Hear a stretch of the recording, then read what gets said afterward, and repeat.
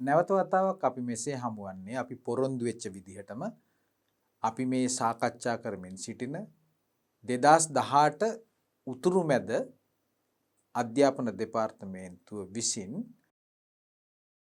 පාසල් සඳහා අවසාන පරීක්ෂණයේ විදිහට ඉදිරිපත් කරපු 10 වසර ව්‍යාපාර හා ගිණුම්ගණන අධ්‍යයන විෂයෙහි ප්‍රශ්න පත්‍ර අංක 2 සාකච්ඡාව තමයි අපි කරගෙන සිටියේ.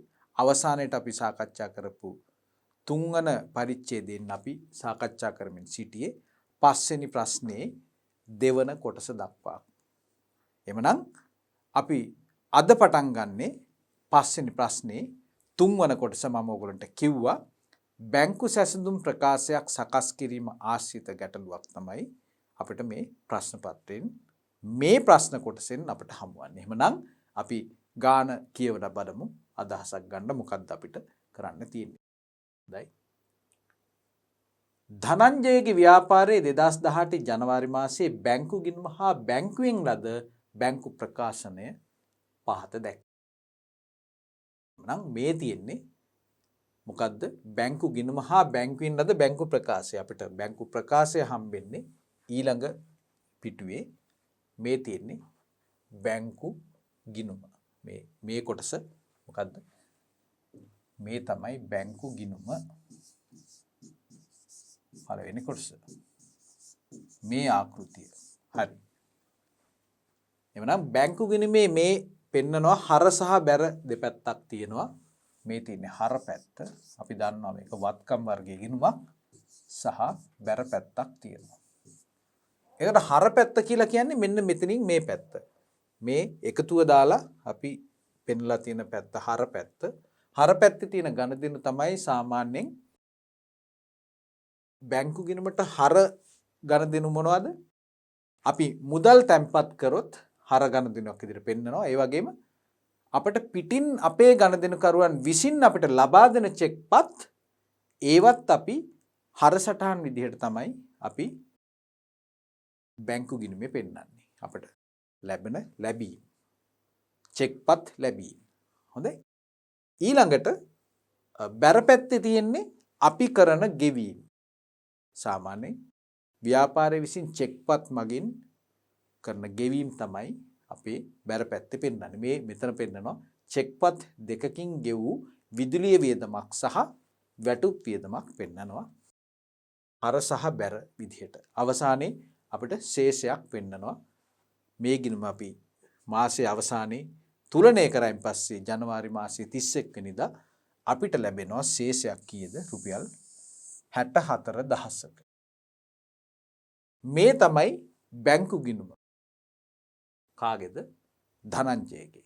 දැන් අපි බලමු ධනංජයගේම බැංකු ප්‍රකාශයේ තියෙන තොරතුරු මොනවද කියලා. මොකද්ද බැංකු ප්‍රකාශය කියලා කියන්නේ? අපි දන්නවා අපි මේ බැංකු ගිණුම සහ බැංකු ප්‍රකාශය කියන දේ අදාළ වන්නේ ව්‍යාපාරයක් විසින් වාණිජ්‍ය බැංකුවක ජංගම කියන ගිණුමක් ආරම්භ කරොත්. කරන්ට් account එකක්. එතකොට ව්‍යාපාරයේ තියෙන්නේ මොකද්ද? ලෙජර් ගිණුම. එතකොට අපි දන්න සියලුම ගණදෙනු අපි මොකද කරන්නේ? ලෙජර් ගිණුමේ අපි සටහන් කරනවා.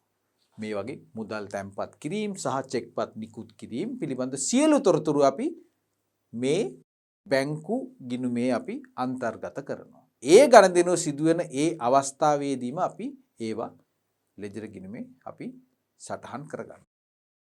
එතකොට එහෙමනම් මේ බැංකු ප්‍රකාශය කියලා කියන්නේ මොකද්ද?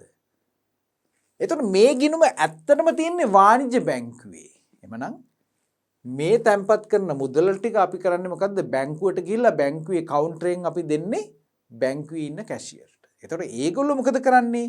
අපේ නමෙන් බැංකුවේ ගිණුම් පද්ධතිය තුල පරිගණකගත ගිණුම් පද්ධතිය තුල අපි නමින් ගිණුමක් තියෙනවා. හැබැයි පොඩි වෙනසක් තියෙනවා. බැංකුව පැත්තෙන් අපි ජංගම ගිණුමක මුදල් තැන්පත් කරනවා කියලා කියන්නේ බැංකුව අපිට ණයයි කියන එක. ඒ කියන්නේ බැංකුවේ වගකීමක්. බැංකුව ණයයි නම් බැංකුව අපිට වගකීමක්. ඒක නිසා බැංකුවේ පෙන්වන්නේ බැර පැත්තෙන් ඔය. වගකීමක් නිසා මුදල් තැන්පත් කරන ඒවා බැර පැත්තෙන්ද බැංකු ගාස්තු හරි මොන හරි අය කරනවා නම් ඒවා බැංකුවේ ගිණුමේ හර පැත්තෙන්ද පෙන්නනවා. ඔන්න ඔය වෙනස තියෙනවා. ඒක නිසා අපේ බැංකු ගිණුමේ තියෙන හර පැත්තේ තියෙන ගනුදෙනුවක් අපි බැංකු ප්‍රකාශයේ හොයන්න ඕන කොයි පැත්තේද? හර පැත්තේ නෙමෙයි. අපි හොයන්න ඕන බැර පැත්තේ. බැංකුවේ වගකීම් පැත්තේ. හොඳයි. අපි බලමු දැන් බැංකු ප්‍රකාශය කොහොමද පෙන්වන්නේ කියලා. ධනංජයගේ නමින් බැංකුවේ තියෙන.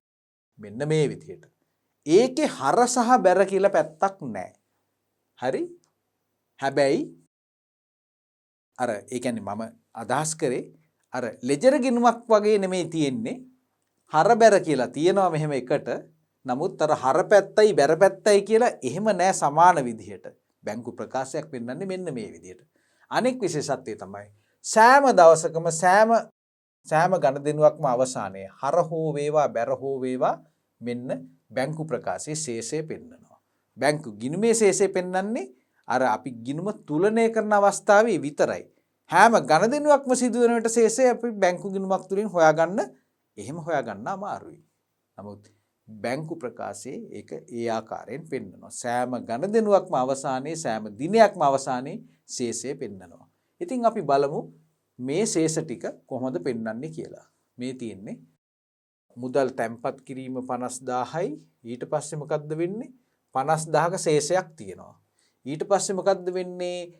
හර පැත්තෙන් 5000ක් කියලා කියන්නේ මොකක්ද? බැංකුව පැත්තෙන් හර කරනවා කියලා කියන්නේ බැංකුව පැත්තෙන් අපේ සල්ලි භාවිතා කරලා කරන ගෙවීමක්. අපි වෙනුවෙන් කරන ගෙවීමක්. මේ චෙක්පත අපි තමයි නිකුත් කරලා ඇත්තේ. ඒක නිසා 50000න් 5000ක චෙක්පතක් ගියා කියන්නේ ශේෂය 45000යි. ඊට පස්සේ මෙන්න චෙක්පත් තැන්පත් කිරීමක්. තැන්පත් කරනවා කියලා කියන්නේ මොනවා හරි අපි ගිහිල්ලා චෙක් එකක් ඩිපොසිට් කරනවා. අපේ ගනුදෙනුකරුවෙක් අපිට ගෙවන්න ඕන මුදල් අපිට චෙක්පතකින් දුන්නායින් පස්සේ අපි ඒක ගිහිල්ලා බැංකුවට දුන්නායින් පස්සේ බැංකුව ඒක නිෂ්කාසනය කරලා එකතු කරොත් අපිට 45000ට 15000ක් එකතු කරලා 60000ක් වෙලා තියෙනවා නිෂ්කාසනය වෙලා තියෙනවා. එතකොට මේ තියෙන්නේ බැංකු ගාස්තුවක් අය කරලා. හර පැත්තෙන් පෙන්වන්නේ අපෙන් අය කරගන්න දේවල්. අපේ බැංකු ශේෂය අඩු වෙන්න හේතු වෙන ගණදෙනු. හර පැත්තෙන් පෙන්වන්නේ. බැර පැත්තෙන් පෙන්වන්නේ බැංකු ශේෂය වැඩි වෙන්න බලපාන ගණදෙනු. ඒක නිසා තමයි 45000ට 15000ක් එකතු කරාන් පස්සේ 60000 වුනේ. හර පැත්තේ මේ 5000 අඩු වෙලා 45000 වුනේ. 50000ක් තිබ්බ එක 45000 වුනේ. එහෙමනම් මේ 1000 අඩු වුණොත් එහෙම මේ 60000න් 59000ක් වෙන්න ඕන. ඒක ඒ විදිහට වෙලා තියෙනවා. ඒ වගේම මෙන්න ණයකුත් ගෙවලා තිනවා ස්ථාවර නියෝගයක් මත. ඒක නිසා 59000 ශේෂයේ 49000 වෙලා. මෙන්න අපිට ලාභාංශයක් හම්බ වෙනවා වාසියක් වෙන ගණදෙනුවක්. ඒක තමයි බැර පැත්තෙන් පෙන්නලා තියෙන්නේ 50000 වෙලා. ඊට පස්සේ අවසානයේ මෙන්න තවත් ගණදෙනුවක් සිද්ධ වෙනවා 6000ක් ණය ගැතියෙක් අපිට ගෙවනවා. ණය ගැති ප්‍රේෂණයක් රුපියල් 56000ක් බවට ශේෂයපත් වෙනවා. මෙන්න මේ විදිහට තමයි අපිට බැංකු ප්‍රකාශයක් අපිට හඳුනා ගන්න පුළුවන් වෙන්නේ ඒකේ ස්වභාවය. දැන් අපෙන් මොකක්ද අහන්නේ මේ ගානේදී? සංශෝධිත බැංකු ගිණුම හදන්න. මොකද්ද සංශෝධනය කරනවා කියලා කියන්නේ? බැංකු ගිණුම වෙනස් කරනවා. ඊළඟට අපෙන් අහනවා බැංකු සැසඳුම් ප්‍රකාශනයත් හදන්න කියලා. එhmenan අපි දැනගන්න ඕන මේ බැංකු සැසඳුම් ප්‍රකාශයක් ඇයි හදන්නේ කියලා. දැන් ඒකට හේතුව මම ඔයගොල්ලන්ට කියන්නම්. දැන් බලන්න මේ මාසයේ අවසානයේ අපේ ශේෂය කීයක් තියෙනවද? 64000ක්. 64000ක ශේෂයක් වාසිදායක ශේෂයක් බැංකු ගිණුමේ තියෙනවා. ඉතින් මේ කියන ගණදෙනු ඔක්කොම මේ ආකාරයෙන්ම වෙනසක් නැතුව බැංකුවෙත් සියලු ගණදෙනු එහෙම සටහන් වෙලා තිබ්බනම් මේ ශේෂයම අපිට බැංකු ප්‍රකාශයේත් පෙන්වන්න ඕන. දැන් මම ඕගොල්ලන්ට පෙන්වන්නම් ආයෙත් සැරයක් බැංකු ප්‍රකාශයේ තියෙන හැටි. හරි. අවසාන ශේෂය අපි කොතනින්ද හොයාගන්නේ බැංකු ප්‍රකාශයේ? අන්තිම ගණදෙනුව සිද්ධ වෙන්නේ 1.30 මෙන්න මේ ශේෂය කියන තීරුවේ පෙන්නන අවසාන ගණදෙනුව තමයි මාසයේ අන්තිමේ තියෙන ශේෂය. දැන් ඔයගොල්ලන්ට මතකද බැංකු ගිණුමේ තිබ්බ ශේෂය? 56000ද තිබ්බේ. මම ආයෙත් ඔයගොල්ලන්ට ඒක පේන්න සලස්සන්නම්. ඔන්න බලන්න. බැංකු ගිණුමේ තියෙනවා වාසිදායක ශේෂයක් 64000ක. ඒ වුණාට බැංකු ප්‍රකාශයේ පෙන්වන්නේ 56000ක ශේෂයක්. කොහොමද මේක සිද්ධ වුනේ? වෙනසක් තියෙනවා. අඩු ශේෂයක් තමයි මෙතන පෙන්වන්නේ. එහෙමනම් අපිට නිගමනය කරන්න පුළුවන් එක්කෝ බැංකුවේ බැංකු ගිණුමේ ව්‍යාපාර ඇතුලේ ලෙජර් ගිණුමේ තියෙන ඇතැම් ගනුදෙනු බැංකු ප්‍රකාශයේ නැති වෙන්න පුළුවන්. ඕක එක සිදුවීමක් සිදු වෙන්න පුළුවන්. අනිත් එක තමයි බැංකු ගිණුමේ නැති යම් යම් ගනුදෙනු බැංකු ප්‍රකාශයේ සිදු වෙලා තියෙන්නත් පුළුවන්. ඔය දෙපැත්තටම වෙලා තියෙන්න පුළුවන්. මොකද්ද මං කිව්වේ? ව්‍යාපාරයේ බැංකුව ඇතුලේ තියෙන ඇතැම් ගනුදෙනු තාම බැංකු ප්‍රකාශයේ නොතිබෙන්න පුළුවන්. ඒක නිසා වෙනස් ශේෂයක් ලැබෙන්න පුළුවන්. ඕකේ අනිත් පැත්ත තමයි බැංකු ප්‍රකාශයේ තියෙන යම් යම් ගනුදෙනු තාම බැංකු ගිණුමේ අප්ඩේට් වෙලා නැති වෙන්නත් පුළුවන්. දෙපැත්තකින් මේ ගනුදෙනු අපිට චෙක් කරලා අපිට හොයාගන්න ඕන වෙනසට හේතු මොනවද කියලා. හොඳයි. ගානේ අපි දැන් ඒක එහෙම වෙන දේවල් තියනවාද කියලා අපි බලමු. එහෙමනම් අපිට සියලුම ගණදෙනු අපිට මේ ප්‍රකාශ දෙකේ සංසන්දනය කරලා හඳුනගන්න සිද්ධ වෙනවා. හඳුනගෙන අපිට එක පැත්තක තියෙන අනිත් පැත්තේ නැති ගණදෙනු සියල්ල අපි සොයා ගන්න ඕන. ඒ වගේ ගණදෙනු සොයාගත්තයින් පස්සේ අපි ඊළඟට මොකද කරන්නේ? එහෙම අපි වෙනසක් තියෙන ගණදෙනු ටික අපි හඳුන ගන්නවා. ඊළඟට මොකද කරන්නේ? දැන් මේ ගානේ පළවෙනි කොටසෙන් මොකක්ද අහන්නේ? සංශෝධිත බැංකු ගිණුම හදන්නලු. බැංකු ගිණුම දැනටවත් හදලා තියෙන්නේ අපි ඒක දැක්කා. සංශෝධනය කරන්නේ ඇයි? බැංකු ගිණුම සංශෝධනය කරන්නේ අපි නොදන්න යම් යම් ගණදෙනු අපි බැංකු ප්‍රකාශය හරහා හඳුනාගත්තොත් ඒ කියන්නේ මොකද්ද? අපි නොදන්න ගණදෙනු කියලා කියන්නේ ව්‍යාපාරයේ තියෙන බැංකු ගිණුමේ තාම සටහන් වෙලා නැති නමුත් බැංකුවේ ඇත්තටම සිද්ධ වෙලා තියෙන ගණදෙනු කීපයක් තියෙනවා නම් එහෙම මොනවා හරි ඒ දේවල් අපි අපේ ව්‍යාපාරයේ තියෙන ලෙජර් ගිණුමටත් අපි අන්තර්ගත කරන්න ඕන. එතකොට තමයි අපේ ශේෂ තුලණය වෙන්නේ. අනිත් එක බැංකු ප්‍රකාශයේ තියෙන්නේ එක්කෝ මුදල් ලැබීම එහෙම නැත්නම් මුදල් ගෙවීම. එතකොට ඒ ලැබීම් හෝ ගෙවීම් සිද්ධ වෙලා තින්නේ අපේ ව්‍යාපාරයට අදාළ ගණදෙනු නිසා අනිවාර්යයෙන්ම අපි මොකද කරන්න ඕන අපේ ලෙජර් ගිණුමටත් ඒ ගණදෙනු ඇතුළත් කරොත් තමයි අපිට මේ ගිණුම් කරණය නිවැරදි වන්නේ. ඒක නිසා තමයි අපිට මෙන්න මේ බැංකු ගිණුම සංශෝධනය කරන්න සිද්ධ වෙන්නේ බැංකු ප්‍රකාශයේ දිහා බලලා ව්‍යාපාරයේ බැංකු ගිණුමේ අප්ඩේට් වෙන්න ඕන යම් යම් ගණදෙනු තාම අප්ඩේට් වෙලා නැහැ. ඒවා අපි හඳුනගන්නේ බැංකු ප්‍රකාශය හරහා. ඒක නිසා අනිවාර්යයෙන්ම අපි මොකද්ද කරන්න ඕන? බැංකු ගිණුම සංශෝධනය කරන්න ඕනේ. ඒ කියන්නේ වෙනස් කරන්න ඕනේ. ඒ ගණදෙනු අපි දිත්ත සටහන් බැංකු ගිණුමට ගේන්න ඕන කියන එක තමයි වෙනත් ආකාරයකින් ඒක පැහැදිලි කරොත් මට කියන්න පුළුවන් වෙන්නේ. හොඳයි.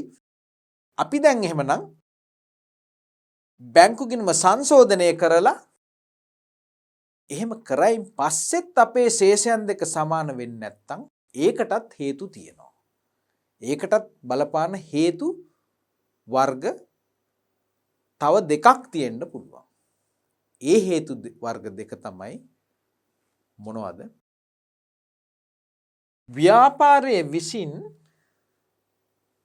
මේ චෙක්පත් ගණදෙනු සිද්ධ කරනවානේ. එතකොට චෙක්පත් ගණදෙනු පැති දෙකකින් සිද්ධ වෙනවා. එකක් තමයි අපේ ණයගැතියන් විසින් අපිට දෙන චෙක්පත් අපි ගිහිල්ලා මොකද කරන්න ඕන?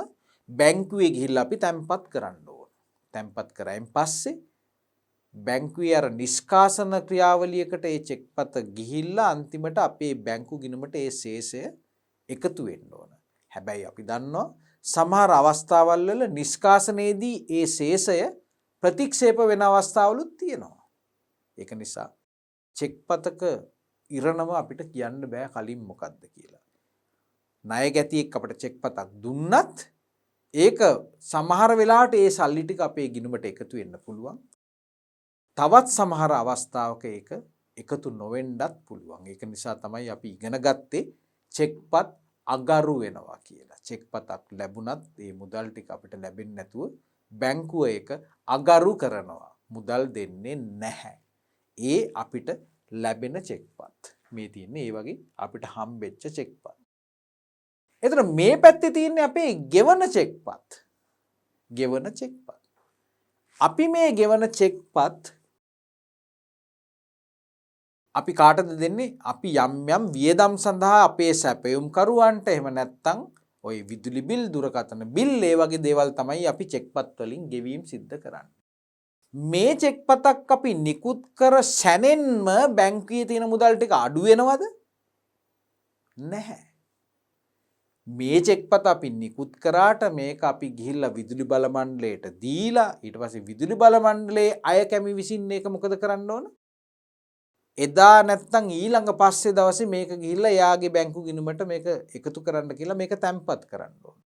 ඉතින් අපි මේ නිකුත් කරන චෙක්පත් වල මුදල් එම අවස්ථාවේ එම මොහොතේම බැංකුවෙන් අඩු වෙන්නේ නැහැ.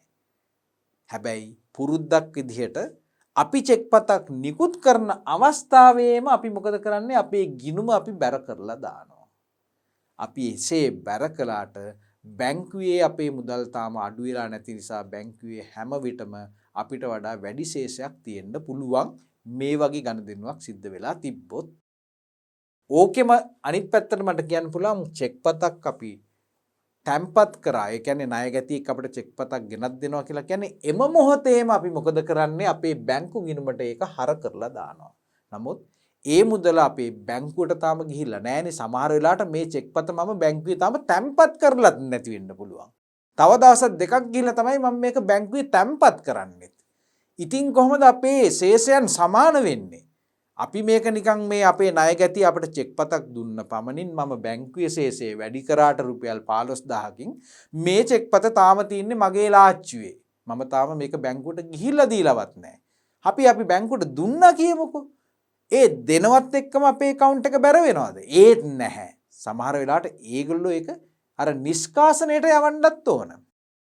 නිෂ්කාසන ක්‍රියාවලියක් තියෙනවනේ අර ලංකා ක්ලියරින් කියලා. ඊට පස්සේ එතනින් ගිහිල්ලා තව දවස් දෙකක් කාලපමාවක් එක තමයි අපේ ගිණුමට බැර කරන්නේ. එහෙමනම් අපිට තවත් සමහර ගණදෙනු හම්බෙනවා හර ශේෂ වලට බලපාන ගණදෙනු සහ බැර ශේෂ වලට බලපාන මේ වගේ ගෙවීම් ආශ්‍රිත ගණදෙනු. මේවා නිසා අපේ ශේෂයයි බැංකුවේ ශේෂයයි తాවකාලිකව සමාන වෙන්නේ නැහැ. එහෙමනම් අන්න ඒ වගේ తాවකාලිකව සමාන වෙන්නේ නැති ගණදෙනු ටික අපි අපේ ශේෂයන් වෙනස් වුනේ කොහොමද කියන එක පෙන්වන්නේ අපි මොකෙන්ද? මෙන්න මේ බැංකු සැසඳුම් ප්‍රකාශයෙන්. අපි පටන් ගන්නෙ කොතනින්ද? සංශෝධිත බැංකු ශේෂයෙන්. සංශෝධිත බැංකු ශේෂයත් තාම බැංකුවේ තියෙන බැංකු ප්‍රකාශයේ තියෙන ශේෂයත් එක්ක එකඟ වෙන්නේ නැහැ, සමාන වෙන්නේ නැහැ. හේතු දෙකක් නිසා, අර වර්ග දෙකක චෙක්පත් නිසා. එකක් තමයි තැම්පත් කළ නමුත් තාම නිෂ්කාසනයේ නොවූ චෙක්පත් සහ ව්‍යාපාරයේ විසින් නිකුත් කළද ගෙවීමට ඉදිරිපත් නොවූ චෙක්පත් කියන ගණදෙනු කාණ්ඩ දෙක නිසා අපේ ශේෂයන් දෙක වෙනස් වෙන හැටි අපි අගේට පෙන්වන්නේ බැංකු සැසඳුම් ප්‍රකාශයක් හරහා. එමනම් අපි දැන් මේක කරන හැටි අපි කතා කරා. දැන් අපි මේක කරලා බලමු කොහොමද කියලා. පළවෙනි නිරීක්ෂණය තමයි අපේ ශේෂයන් දෙක සමාන වෙන්නේ නැති එක. එමනම් අපි දැන් ගණදෙනු එකින් එක පරීක්ෂා කරලා බලමු. අපි පටන් ගන්නෙ කොතනින්ද? අපි පටන් ගමු බැංකු ගිණුමේ ව්‍යාපාරයේ තියෙන බැංකු ගිණුමේ හරපැත්තේ තියෙන ගණදෙනු වලින් පටන් ගමු. පළවෙනි ගණදෙනුව තමයි ජනවාරි මාසයේ පළවෙනිදා අපි තැන්පත් කරන රුපියල් 50000ක මුදල මොකද වෙලා තියෙන්නේ කියලා අපි බලමු. බැංකු ප්‍රකාශයේ තියනවාද කියන එක. මෙන්න බැංකු ප්‍රකාශයේ තියනවා රුපියල් 50000ක්. ඒක නිසා අපි ඒක හඳුනාගමු ගැටලුවක් නැති ගණදෙනුවක් විදිහට. දෙපැත්තෙම තියෙන නිසා. මොකද්ද දෙවෙනි ගණදෙනුව? අපි චෙක්පත් තැන්පතුවක් කරනවා. මේ චෙක්පතකින් අපි ඒ කියන්නේ ණය ගැතියෙක් අපිට චෙක්පතක් ගෙනල්ලා දෙනවා රුපියල් 15000ක. මම මොකද කරන්නේ? ඒ 15000 ලැබුණු අවස්ථාවේ මම ද්විත්ත සටහන දාගන්නවා බැංකු ගිණුම හර ණය ගැතිය බැර. හැබැයි මේ චෙක්පත මම බැංකුවට ගිහිල්ලා තැන්පත් කරලා නිෂ්කාසනය වුණොත් තමයි බැංකුවට මේක එකතු වෙන්නේ. දැන් බලමු බැංකුවේ මොකද්ද වෙලා තියෙන්නේ කියලා මේ චෙක්පත. 1.11 චෙක්පතේ අගය මෙන්න 1.15 දිනේ නම් පොඩි වෙනසක් තියෙනවා. 1.11 හැබැයි 1.11ම අපි මේක බැංකුවට ගිහිල්ලා දැම්මද දන්නේ නැහනේ. නමුත් මේ අගයට සමාන අගයක් අපිට එකතු වෙනවා 1.15. සමහර විට මේක කාලපමාවක් එක්ක බැංකුවට අපි මේක තැන්පත් කරලා බැංකුවේ නිෂ්කාශනය වෙන්නේ 1.15 වෙනිදා නිසා තමයි. කෙසේ වෙතත් මේ 15000 අපි නිගමනය කරනවා මේ 15000ම තමයි කියලා. 1.11 මේ තැන්පත් කරපු මේ චෙක්පත තමයි මේ එකතු වෙලා තියෙන්නේ. බොහෝ විට පරිගණක පද්ධතිය මගින් මේ චෙක්පතේ අංකයත් අපිට පෙන්වන නිසා අපි හරියටම මේ ගනුදෙනු හඳුනා ගන්නවා. හොඳයි. තවත් ගනුදෙනු තියනවාද? මෙන්න තවත් චෙක්පතක් තියෙනවා. 1.20 අපි තැන්පත් කරනවා රුපියල් 20000ක චෙක්පතක්. අපි දැන් බලමු ඒකත් බැංකුවේ බැරපැත්තේ තියනවාද කියලා. මොකද චෙක්පත් තැන්පත් කරනවා කියලා කියන්නේ බැංකුවේ ශේෂය වැඩි වෙන්න හේතු වෙන දෙයක්. ඒ වගේ ගනුදෙනු බැංකු ප්‍රකාශය පෙන්වන්නේ බැරපැත්තේ. මොකද බැංකුවට මේක වගකීමක් නිසා. හැබැයි අපිට මෙන්න මේ චෙක්පත නම් හමු වෙන්නේ නැහැ. හමු වෙන්නේ නැහැ නේද? ඇයි මේ චෙක්පත මම රවුම් කරනවා රතු පාටින් 20000. මොකද මේ චෙක්පත අපි තැන්පත් කළාට බැංකු ප්‍රකාශය පෙන්වන්නේ නැති නිසා. එhmenan අනිවාර්යයෙන්ම ඔන්න අපි එක ගනුදෙනුවක් හඳුනා ගන්නවා. අපේ බැංකුවේ තියෙන ශේෂයත් බැංකුව ව්‍යාපාරයේ ලෙජර් ගිණුමේ තියෙන ශේෂයත් වෙනස් වෙන්න බලපාන ගනුදෙනුවක් විදිහට මේ 20000 අපි හඳුනා ගන්නවා. හොඳයි. ඒ හරපැත්තේ තියෙන ටික. දැන් අපි මොකද කරන්නේ? ඔය ආකාරයෙන්ම අපි මේ බැරපැත්තේ තියෙන සියලුම ගනුදෙනුත් මේ විදිහට බැංකු ප්‍රකාශයේ තියනවාද කියලා බලන්න ඕන. පරීක්ෂා කරලා බලන්න ඕන. මේ පැත්තේ බැරපැත්තේ තියෙනවා බැංකු ප්‍රකාශයේ හරපැත්තේ තමයි අපි චෙක් කරන්න ඕන. එහෙනම් 125 200 කියන විදුලිය වෙනුවෙන් අපි නිකුත් කරපු 5000 චෙක්පත අපි බලමු මොකද වෙලා තියෙන්නේ කියලා. 125 200 කියන චෙක්පත් අංකයෙන්ම අපිට හම්බ වෙනවා මේ චෙක්පත බැංකුවෙත් මෙන්න මේ ආකාරයෙන් 125 200 කියන චෙක්පත අපිට දක්නට ලැබෙනවා. ඒක නිසා මේ ගනුදෙනුවත් අපි නිවැරදි ගනුදෙනුවක් විදිහට අපි හඳුනා ගන්නවා මේ ආකාරයෙන්. එහෙමනම් අපි ඊළඟ චෙක්පත බලමු 125 201 16000 තියනවාද කියලා. 125 201 16000 තියෙනවා නම් තියෙන්න ඕන හරපැත්තේ. නමුත් හරපැත්තේ එහෙම චෙක්පතක් නැහැ. එහෙනම් මොකද්ද සිද්ධ වෙලා තියෙන්නේ? අපි වැටුප් ගෙවන්න චෙක්පතක් දෙනවා අපේ සේවකයෙකුට. කීයක්ද වටිනාකම? රුපියල් 16000ක්. මම රතු පාටෙන් මේක ලකුණු කරගන්නේ ඇයි? මේක බැංකු ප්‍රකාශයේ තාම සඳහන් නැති නිසා. එhmenan මොකද්ද සිද්ධ වෙලා තියෙන්නේ? මේ චෙක්පත අපි සේවකයාට දුන්නට සේවකයා තාම බැංකුවට ගිහිල්ලා මේ සල්ලි ටික අරගෙන නැහැ. එයා චෙක්පත බැංකුවට ඉදිරිපත් කරලා අපේ ගිණුම හර කරලා මේ සල්ලි ටික කෑෂ් වලින් ගත්තොත් තමයි බැංකු ගිණුමෙන් මේක ඉවත් වෙන්නේ. එහෙමනම් අපි නිකුත් කරපු මේ චෙක්පත තාම බැංකුවට ඉදිරිපත් කරලා නැති නිසා බැංකුවේ ශේෂයේ වැඩි ශේෂයක් ඇති මේ දවසට. අපට වඩා වැඩි ශේෂයක් ඇති. මක් නිසාද යත් අපි මේ චෙක්පත නිකුත් කරන අවස්ථාවේදීම අපේ ශේෂය අඩු වෙන නිසා. නමුත් ඇත්ත ශේෂය බැංකුවේ තියෙන ශේෂය මීට වඩා වැඩි ශේෂයක්. මොකද මේ චෙක්පත තාම ඉදිරිපත් කරලා නැති නිසා. එhmenan බැංකු ගිණුමේ ලෙජරේ තියෙන සියලුම හර ගණදෙනු සහ සියලුම බැර ගණදෙනු අපි දැන් පරීක්ෂා කරලා බැලුවා.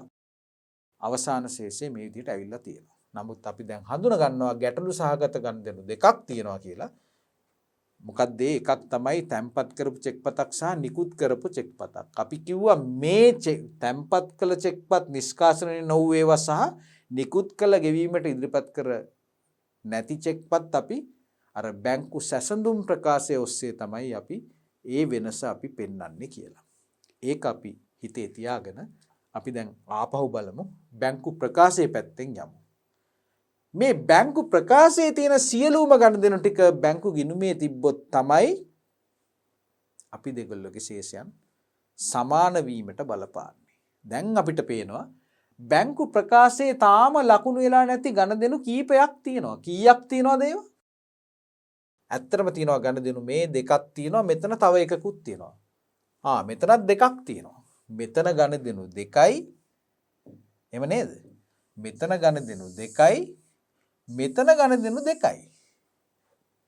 මේ ගනුදෙනු හතරම ව්‍යාපාරයේ බැංකු ගිණුමේ නැහැ. මොනවද මේ ගනුදෙනු? අපි දැන් බලමු. මෙන්න බැංකු ප්‍රකාශයේ හර වෙන්න සටහන් මොනවද? එක්ක බැංකු ගාස්තු එතන තියෙන්න පුළුවන්. ඒ කියන්නේ බැංකුව අපෙන් චෙක්පත් නිකුත් කරන්න නැත්නම් වෙනත් ස්ථාවර නියෝග ක්‍රියාත්මක කරන්න අගරු වීමේ චෙක්පත් ගාස්තු වගේ විවිධ ගාස්තු බැංකුව අපේ ගිණුමෙන් අය කරගන්න පුළුවන්. එහෙම වුණොත් ඒගොල්ලෝ කරන්නේ මොකද්ද? අපේ ගිණුම හර කරලා දානවා. ඒගොල්ලන්ට ඒක ආදායමක් වෙනවා බැංකුවට. අපේ ගිණුමෙන් මේ සල්ලි ටික ඉවත් කරන්නේ මේ වාසිදායක ශේෂය ඉවත් කරන්නේ මේක හර කරලා. ඒක තමයි මේ 60000න් 1000 ගිහලා 59000 වෙලා තියෙන්නේ. 10000 ගිහලා 79. මොකද මේ ගන්න දෙනු බැංකු ගාස්තු කියන්නේ අපේ පැත්තෙන් වියදමක්. ව්‍යාපාරයේ පැත්තෙන්. ස්ථාවර නියෝග කියලා කියන්නේ අපි මේ බැංකුවෙන්ම ණයක් අරන් ඇති. අපි බැංකුවට කියලා තියනවා මොකද්ද? හැම මාසකම මේ ණය අය කරගන්න කියලා අපි අස්සම් කරලා දෙනවා. එකඟ වෙනවා. කලින් අපි ඇරේන්ජ්මන්ට් එකක් දානවා. එතකොට 10000 කපා ගන්නවා. එතකොට මේක මේ ණය ගෙවීමක්. එතකොට මේ ගණදෙනු දෙකම මොකද අපි කරන්න ඕන? බැංකු ගාස්තුවක් කියලා කියන්නේ ඒක කාගේ වියදමක්ද? අපේ බිස්නස් එකේ වියදමක්. එහෙමනම් අපි මේක අපේ බැංකු ජංගම ගිණුම අපි බැර කරලා අපි වියදම් ගිණුමක් හර කරන්න ඕන. අන්න අර මං කිව්ව බැංකු ගිණුම සංශෝධනය කරන්න ඕන ගණදෙනුවක් මේක. මේක ස්ථිරම ව්‍යාපාරයේ වියදමක් නිසා මේ ගණදෙනුව අපි සංශෝධනය කරන්න බලපාන දෙයක්. ඒ විතරක් නෙමෙයි. මේ ස්ථාවර නියෝගයත් අපි බැංකු ගිණුම සංශෝධනය කරන්න ඕන. මොකද අපි වෙනුවෙන් අපේ ව්‍යාපාරයේ ණයක් තමයි මේ කපාගෙන තියෙන්නේ. ඒක නිසා අපි මොකද කරන්න ඕන? ණය ගිණුම හර කරලා බැංකු ගිණුම බැර කරලා දාන්න ඕන. මෙන්න මේක තමයි දිත්ත සටහන. මේකේ බැංකු ගාස්තු ගිණුම හර සහ බැංකු ගිණුම බැර. එතකොට මේ වගේම තවත් ගණදෙනු දෙකක් තියෙනවා. මොනවද? ලාභාංශ ලැබීමක් සහ ණය ගැතියන්ගෙන් ලැබීමක්. ලාභාංශ ලැබීමක් කියලා කියන්නේ ව්‍යාපාරයට ආදායමක්. ණය ගැති ලැබීමක් කියලා කියන්නේ ණය ගැති ශේෂය අඩු වෙන්න බලපාන දෙයක්. එතකොට මොකද අපි කරන්න ඕන? මෙන්න මේ ගණදෙනු හතර ගත්තොත් එහෙම මේ හතරම අපි තාම ව්‍යාපාරයේ බැංකු ගිණුමේ යාවත් කාලීන කරලා නැති නිසා අපි මේ ගණදෙනු හතර නිසා අපි බැංකු ගිණුම මුලින්ම සංශෝධනය කරලා ඉන්න ඕනේ. ඊට පස්සේ තමයි අපි මෙන්න මේ කියන අනෙකුත් අර ඉදිරිපත් නො මේ කියන්නේ මේ පැත්තේ තිබ්බ චෙක්පත් දෙකක් මේ දෙක අපි අන්තිමට බැංකු සැසඳුම් ප්‍රකාශය ඔස්සේ තමයි මේ දෙකේ බලපෑම අපි පෙන්වන්නේ. එhmenan අපි දැන් හඳුනාගත්තා බැංකු ගිණුම සංශෝධනය කරන්න ඕන ගණදෙනු හතරක් තියෙනවා කියලා. එහෙමනම් අපි දැන් සංශෝධිත බැංකු ගිණුම අපි හදන්න උත්සාහ කරමු. මම දැන් බැංකු ගිණුමේ ආකෘතිය නැවත වතාවක් මේ විදිහට සකස් කරනවා.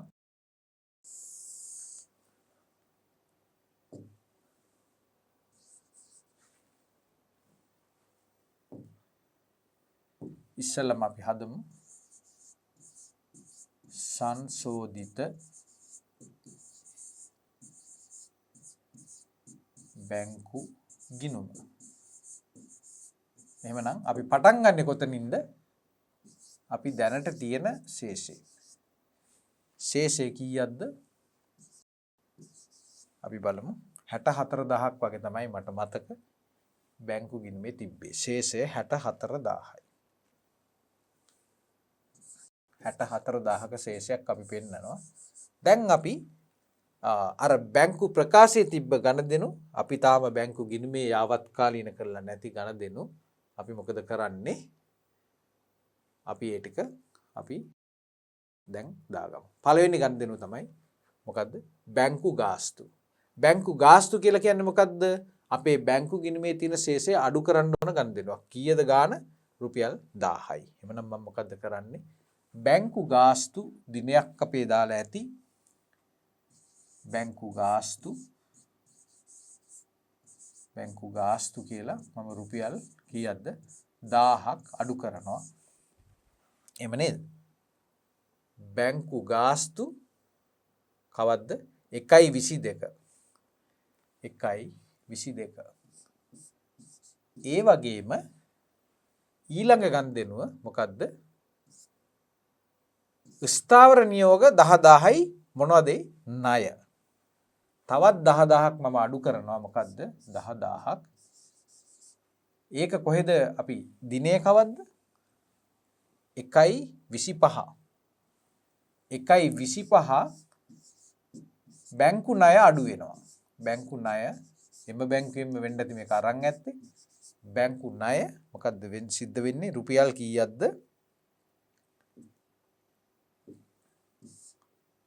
රුපියල් 10000ක් බැංකු ණය කපා ගන්න නිසා මම බැංකු ගිණුමෙත් එම ගනුදෙනුව මේ ආකාරයෙන් සකස් කර ගන්නවා. ඊළඟට අපි ආයෙත් බලමු තවත් තියෙන ගනුදෙනු මොනවද කියලා. අපි දැන් මේක මේ 1000 අපි ඇතුළත් කරා, මේකත් ඇතුළත් කරා.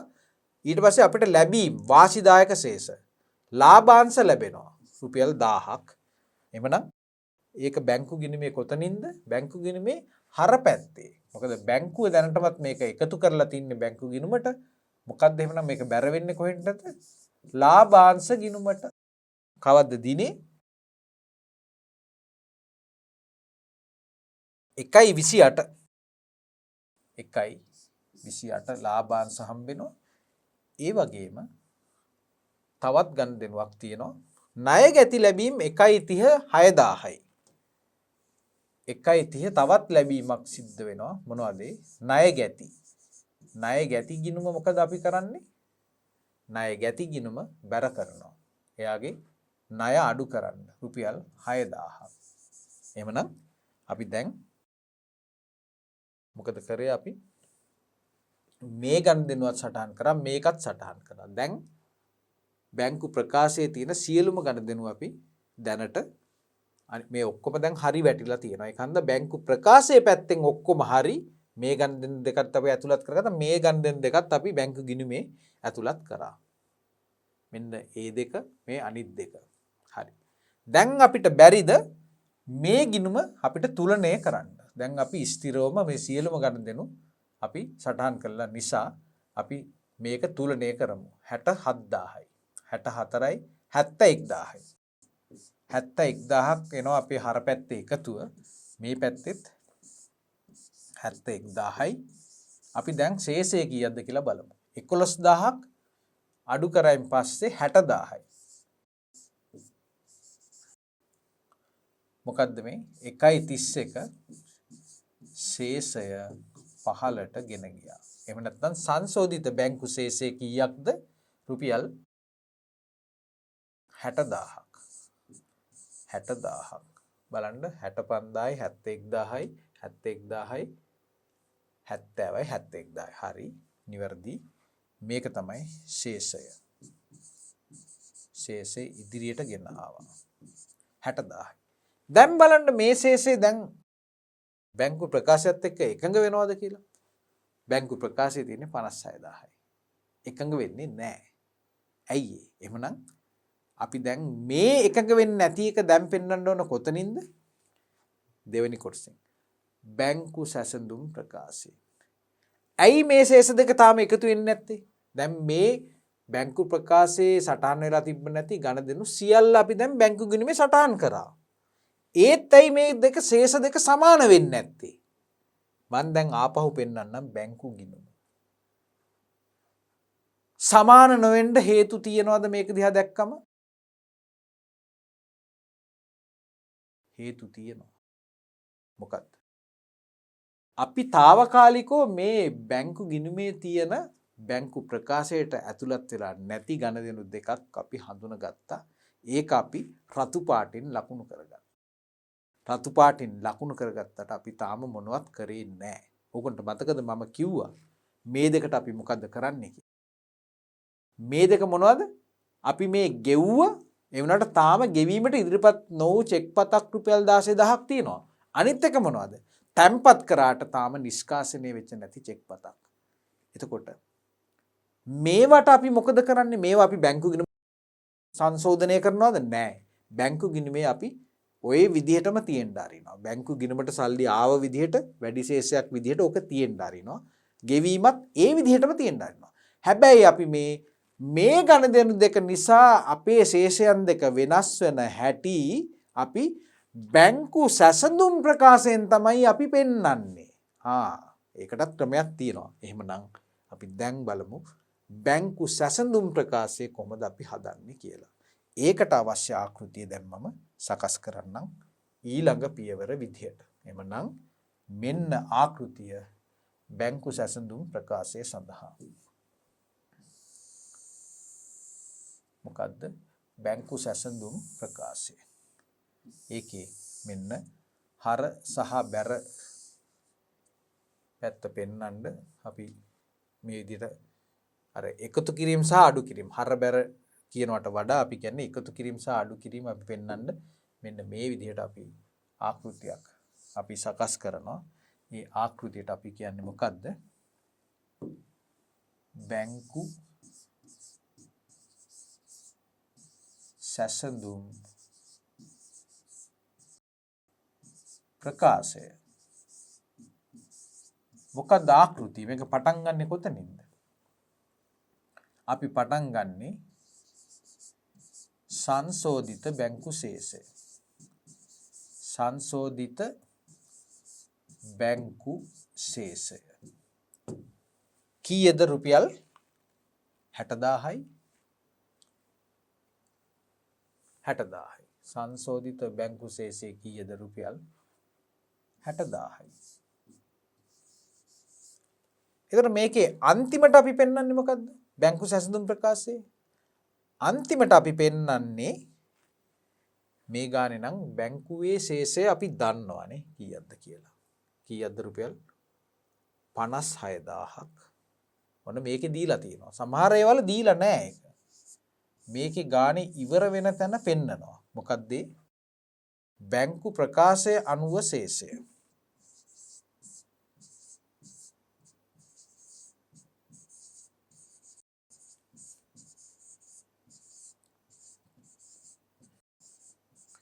එහෙමනම් බැංකු සැසඳුම් ප්‍රකාශයෙන් අපි පෙන්වන්නේ අපේ බැංකු ගිණුමේ තියෙන ශේෂයයි මේකයි වෙනස් වෙන්නේ කොහොමද කියලා. හරියටම අපි ඒක ඔප්පු කරලා පෙන්වන්න ඕන. ගණදෙනු වර්ග දෙකක් නිසා, කොටස් දෙකක් නිසා. පළවෙනි එක තමයි මොකද්ද? තැන්පත් කළ නිෂ්කාශනයේ නොවූ චෙක්පත්. නිෂ්කාශනය නොවූ චෙක්.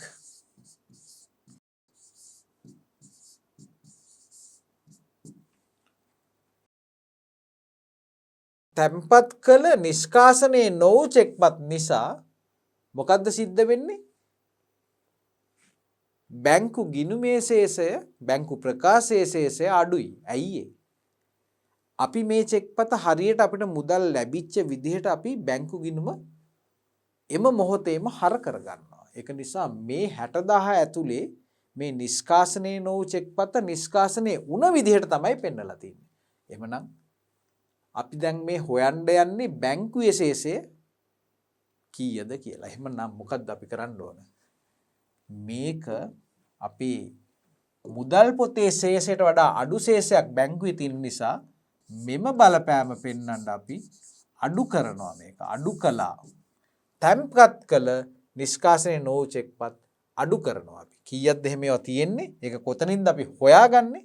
හොයාගන්නේ අපි ව්‍යාපාරේ බැංකු ගිණුම දිහා බලලා. මෙන්න තියෙනවා. චෙක්පතක් තැන්පත් කරනවා 20000ක. ඒක තාම බැංකු ප්‍රකාශයට වැටිලා නැහැ. එhmenan කීයක්ද මේකේ ගාණ? රුපියල් 20000ක්. 20000ක් නේ.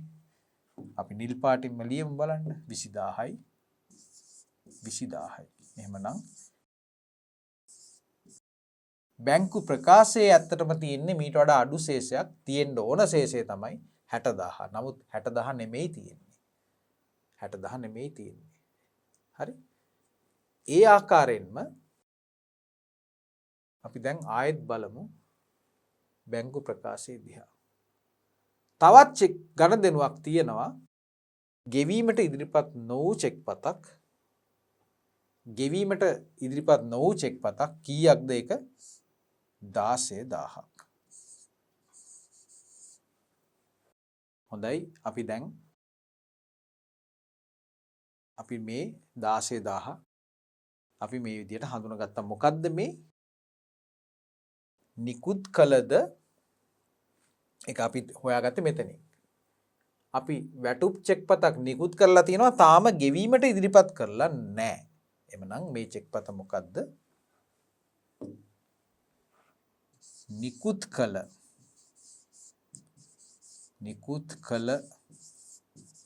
ද ගෙවීමට ඉදිරිපත් නොවූ චෙක්. ගෙවීමට ඉදිරිපත් නොවූ චෙක්. දැන් මේ 16000 මොකද වෙලා තියෙන්නේ? අපි මේ 16000 ගෙව්ව විදිහට අපි මේ මුදල් පොතෙන් අඩු කරලා තියෙනවා. මුදල් බැංකු ගිණුමෙන් අඩු කරලා තියෙනවා. නමුත් මේක තාම ගෙවීමට ඉදිරිපත් නොකළ චෙක් පතක් නිසා බැංකුවේ ශේෂය මොකද්ද වෙන්නේ හිතලා බලන්න. ව්‍යාපාරයේ මේක නිකන් බැංකුවෙන් සල්ලි අඩු වෙච්ච විදිහට හිතාගෙන අපි බැංකු ගිණුම අපි බැර කරනවා එම මොහොතේම. නමුත් තාම මේක ඉදිරිපත් වෙලා තිබ්බේ නෑ බැංකු ශේෂය. අපි දැක්ක ඒක බැංකු ප්‍රකාශයේ මේක තිබ්බේ නෑ 16000. 16000 තාම බැංකු ප්‍රකාශයට ඇවිල්ලා නෑ කියලා කියන්නේ. බැංකුවේ ශේෂය මොකද්ද? අපිට වඩා වැඩි ශේෂයක් තමයි බැංකුවේ තියෙන්නේ. බැංකුවේ තියෙන්නේ අපිට වඩා වාසිදායක ශේෂයක්. අපි මේක එවෙලෙම අඩු කරගන්නවා තාම. නමුත් එවෙලෙම අඩු කරන්න ඕනේ නැහැ. මොකද බැංකුවේ තාම වැඩි ශේෂයක් තියෙනවා. එhmenan බැංකු සැසඳුම් ප්‍රකාශය ගත්තොත් එහෙම මේක මොකද්ද අපි කරන්න ඕන? මේක අපි එකතු කරන්න ඕන. මොකද මේ බැංකුවේ අපි පටන් ගත්තේ බැංකු ගිණුමේ ශේෂයෙන්. එහෙමනම් බැංකු ප්‍රකාශයේ තියෙන ශේෂය හොයන්න නම් අපි මේ ගණදෙනුව එකතු කරන්න ඕන. එකතු කළා. මේක අඩු කරනවා මේක එකතු කරනවා. හරි? දැන් බලන්න අපි මෙන්න මෙතන අපි මොකද කරන්නේ ඉස්සෙල්ලාම 60000න් 20000ක් අඩු කරනකොට 40000යි නේද? අපි මෙතන පොඩි නිවැරදි කිරීමක් කරන්න තියෙනවා. මොකද්ද? මෙතන 40000 තමයි අපිට එන ශේෂය. 40000යි. 40000යි. මොකද්ද? සංශෝධිත ශේෂයෙන් අපි අඩු කරන්න ඕන තැන්පත් කළ නිෂ්කාශනයේ නොවු චෙක්පත් රුපියල් 20000යි. 60න් 20ක් කියන්නේ 40000යි. ඒ වගේම අපි එකතු කරනවා නිකුත් කළද ගෙවීමට ඉදිරිපත් නොවූ චෙක්පත්. මොකද මේ බැංකු ගිණුමේ ශේෂයට මේක එකතු කරොත් තමයි අපිට මේක ලැබෙන්නේ. දැන් මොකද වෙන්නේ? 40000ට 16000ක් එකතු කරායින් පස්සේ 56000ක් එනවා. අනිවාර්යයෙන්ම 56000ක් එන්න ඕන. ආවේ නැත්තම් අපි ගාන හදලා තිනවා වැරදි මොකක් හරි මගහැරීමක් සිද්ධ වෙලා තියෙනවා. ඉතින් දැන් මේකේ හරියටම 40000ට 16000 එකතු වුණායින් පස්සේ 56000 එනවා. මොකද බැංකු ගිණුමේ ශේෂය අපිට දීලා තියෙන නිසා අපිට ඒක වෙනස් කරන්න බෑ. අපි දැන් පෙන්වන්න ඕන මුදල් ගිණුමේ ශේෂයත් බැංකු ගිණුමේ ශේෂයත් වෙනස් වෙන හැටි තමයි අපි පෙන්වන්න ඕන. ඒක අපි බැංකු සැසඳුම් ප්‍රකාශයක් ඔස්සේ මෙන්න මේ විදිහට අපි විද්‍යාත්මක විදිහට අපි මේ ශේෂය වෙනස් වීම අපි මේ ආකාරයෙන් පෙන්වනවා. එhmenan අපි දැන් මේ ගානේ අපෙන් අහපු කොටස් දෙකම අපි දැන් සම්පූර්ණ කරලා තියෙනවා. එhmenan අපිට ඊළඟට තියෙන්නේ අපේ ඊළඟ ගණන් කොටසට සාකච්ඡා කිරීමට යන්න.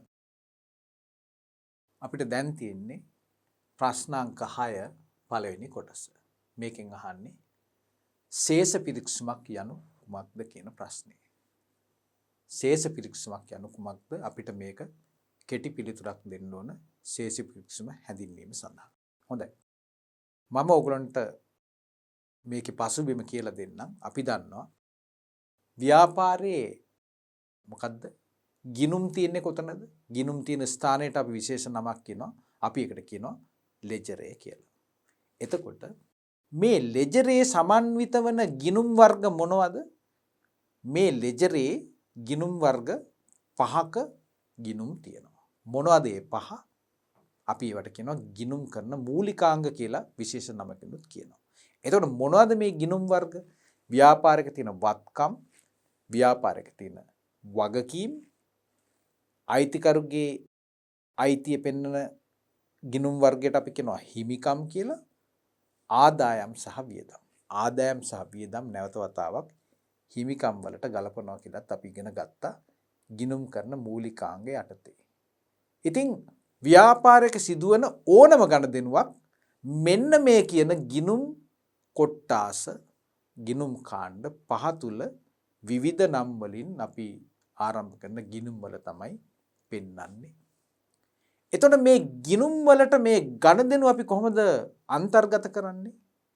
අපි ඒකට විශේෂ ක්‍රමවේදයක් ඉගෙන ගත්තා. මොකද්ද? ද්විත්ත සටහන් න්‍යාය. ද්විත්ත සටහන් න්‍යාය. කවුද ඒක ඉදිරිපත් කරේ? ලූකා පැසියෝලි පියතුමා. මොකද්ද ඒකෙන් කියන්නේ? සෑම ගණදෙනුවකටම ද්විත්ත බලපෑමක් තියෙනවා කියලා අපි ඉගෙන ගත්තා.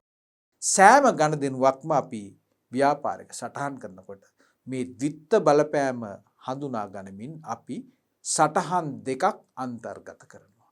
ඒ සටහන් දෙක එකක් හර සටහන අනිත් එක බැර සටහන. එතකොට එහෙමනම් හැම ගණදෙනුවක්ම හර සටහනක් සහ බැර සටහනක් විදිහට අපි සටහන් කරනවා. එතකොට මොකද්ද සිද්ධ වෙන්නේ? එක ගණදෙනුවක් ගිනුම් දෙකක සටහන් වෙනවා. එකක් සටහන් වන්නේ හර පැත්තේ. අනිත් සටහන බැර පැත්තේ. හොඳයි.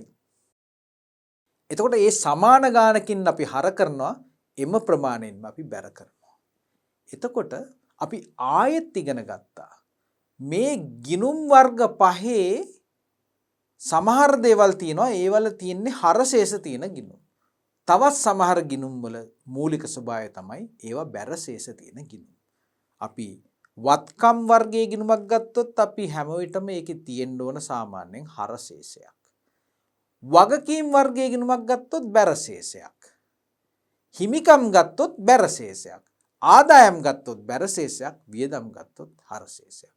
ඉතින් හැම ගණදෙනුවක්ම අපි සටහන් කරන්නේ ද්විත්ත සටහන් න්‍යාය අනුව නම් හරශේෂ සහ බැරශේෂ වශයෙන් අපි මෙහෙම කල්පනා කරොත් අපේ මේ තියෙන ලෙජර් ගිණුම් ටික ඔක්කොම අපි එක තැනකට දාගත්තොත් අපි කිව්වා අපි ඉගෙන ගත්තා ගිණුම් ශේෂ කරන්නත් අපි කාලච්ඡේදයක් අවසානයේදී එක් එක් ගිණුමේ තියෙන ශේෂය කොච්චරද කියලා වැටුප් අපි මාසේ වැටුප් අපි කීප වතාවකදී ගෙවලා මාස අන්තිමේදී වැටුප් කියන වියදම් ගිණුමේ ශේෂය අපි හොයනවා කොච්චරද කියලා.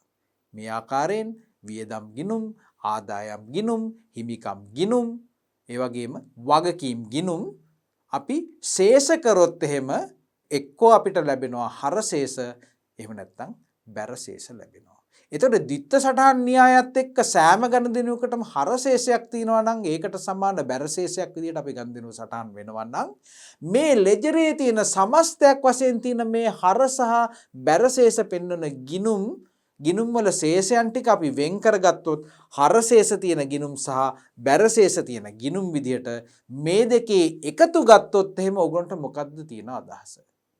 සෑම ගණදෙනුවකටම හර සටහනක් සහ බැර සටහනක් එම වටිනාකමින්ම තියෙනවා නම් ඒ වගේ ගණදෙනු මේ වගේ සටහන් කරන විවිධාකාරයේ ගිණුම් 100,000 ගණක් ගත්තොත් එහෙම ඒ ගිණුම් අපි තුලනය කරලා හරශේෂ තියෙන ගිණුම් ටිකයි බැරශේෂ තියෙන ගිණුම් ටිකයි ඒවල සමස්ත වටිනාකම් අපි එකතු කරොත් එහෙම මේ ද්විත්ත සටහන් න්‍යායත් එක්ක අපිට වෙන්න ඕන සිද්ධියක් මොකද්ද? හරශේෂ තියෙන ගිණුම් වල එකතුවට බැරශේෂ වල තියෙන ගිණුම් ටික සමාන වෙන්න ඕන අනිවාර්යයෙන්ම ද්විත්ත සටහන් න්‍යායට අනුව නිවැරදි විදිහට ගණිතානුකූලව මේ ගිණුම් සකස් කරලා තියෙනවා නම් හරශේෂ වලට බැරශේෂ සමාන වෙන්න ඕන. එහෙමනම් දැන් ඔන්න අපිට උත්තරේ ලැබෙනවා ශේෂ පිරික්සුම කියන්නේ මොකක්ද කියලා.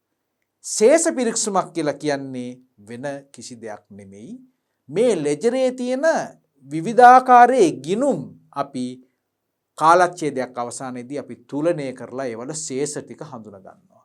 ඒ හඳුනා ගන්න ශේෂ ටික හරශේෂ සහ බැරශේෂ වශයෙන් අපි වෙන් කරගෙන අපි ඒක වෙනම ලේඛනයකට ගේනවා. ඒ ගිණුම් ශීර්ෂය යටතේ තියෙන ශේෂය හරශේෂයක් නම් ශේෂ පිරික්සුමේ හර පැත්තේ පෙන්නනවා. බැරශේෂයක් නම් ශේෂ පිරික්සුමේ බැර පැත්තේ පෙන්නනවා. අන්තිමේදී අපි මොකද කරන්නේ? මේ හරශේෂ තියෙන ගිණුම් වල එකතුව යටින්ම අපි සමස්ත එකතුව දා ගන්නවා. බැරශේෂ තියෙන ගිණුම් වලත් සමස්ත එකතුව දා ගන්නවා. එතකොට මේ එකතුන් දෙක අවශ්‍යයෙන්ම සමාන විය යුතුයි. අර ද්විත්ත සටහන් න්‍යායත් එක්ක මේ ගිණුම් අපි සටහන් කරන නිසා. ඒක තමයි අපි ශේෂ පිරික්සුමක් කියලා කියන්නේ. නම් අපි මේකට කෙටි පිළිතුරක් දෙමු. ශේෂ පිරික්සුමක් යනු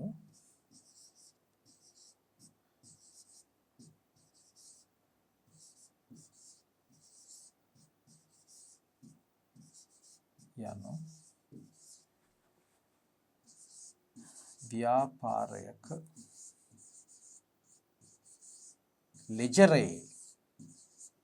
ලෙජරයේ ඇති සියලුම ගිණුම් අර අපි කිව්ව වත්කම් හිමිකම් වගකීම් ආදායම් සියලුම ගිණුම්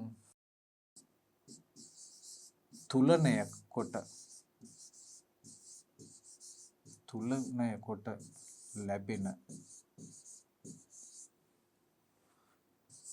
හර සහ බැර ශේෂ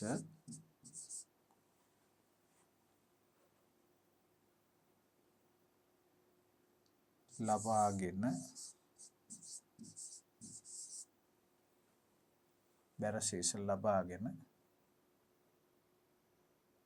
හරශේෂ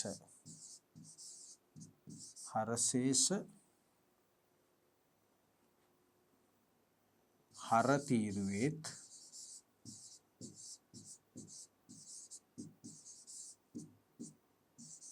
බැරශේෂ බැරතීරුවේත්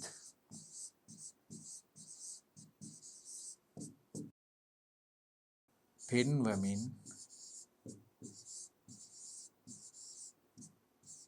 සකස් කරන ලේඛනයකි.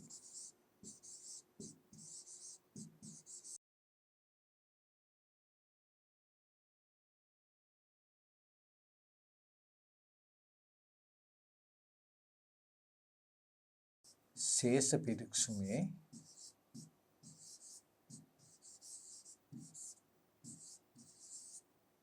හරශේෂවල එකතුව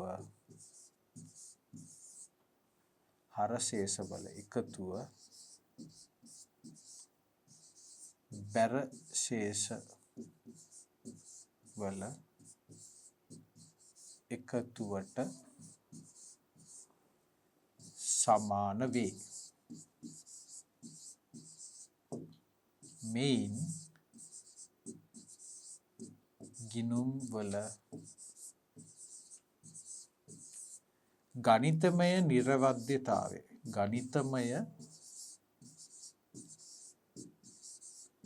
නිර්වද්‍යතාවය තහවුරු වේ. එතකොට අපෙන් අහන්නේ ශේෂ පිරික්සුමක් කියන්නේ මොකක්ද කියලා. ඒක නිසා පිළිතුර මෙච්චර දිග නොවුනත් අඩුම ගානේ ශේෂ පිරික්සුමක් යනු ව්‍යාපාරයේ ලෙජරේ ඇති සියලුම ගිණුම් තුලනය කොට ලැබෙන හර සහ බැර ශේෂ ලබාගෙන හරශේෂ හරතීරුවේත් බැරශේෂ බැරතීරුවේත් පෙන්වමින් සකස් කරන ලේඛනයක කියන පිළිතුර දුන්නත් අපිට සියලුම ලකුණු ගන්න පුළුවන්. අපි තව දුරටත් අපි පැහැදිලි කරොත් මේ ශේෂ පිරික්සුම වල ශේෂවල එකතුව බැරශේෂවල එකතුවට සමාන වෙන කියන කරුණත් අපිට ඕනනම් සඳහන් කරන්න පුළුවන්. අවසාන වශයෙන් මේ ගණිතමය නිවැරදිතාවයේ තහවුරු වෙන බවත් අපිට ඕනනම් පොඩ්ඩක් අපිට ඒ ගැන ලිව්වට වරදක් අපිට කියන්න බෑ. හොඳයි.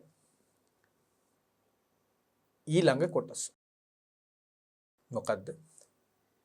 ගිණුම් කරන වැරදි වර්ග දෙකක් සඳහන් කරා. මොකද්ද ගිණුම් කරන්නේ කියලා කියන්නේ? ව්‍යාපාරික ගණදෙනු ගිණුම් ගත කරන ආකාරය. ව්‍යාපාරික ගණදෙනු අපි කොහොමද ගිණුම් වල සටහන් කරන්නේ කියන එක. එතකොට ගිණුම් කරන වර්ග වැරදි වර්ග දෙකක් තියෙනවලු. මොනවද මේ දෙක? අපි ඉගෙන ගත්තා. මොනවද ගිණුම් කරන දෝෂ දෙක? එකක් තමයි පළවෙනි දෝෂ කාණ්ඩය තමයි ශේෂ පිරික්සුමක සමානත්වයට බල නොපාන වැරදි. ශේෂ පිරික්සුමක සමානත්වය කියලා කියන්නේ හරශේෂවල සහ බැරශේෂවල එකතුව සමාන වෙන්න ඕන කියලා කිව්වා. ඒකට බල නොපාන වැරදි කියලා තියෙනවා. අනිත් එක තමයි ශේෂ පිරික්සමක හර සහ බැරශේෂ වල සමානතාවයට බලපාන වැරදි. නම් ගිණුම් කරන වැරදි වර්ග දෙකයි. එකක් තමයි එක ශේෂ පිරික්සමක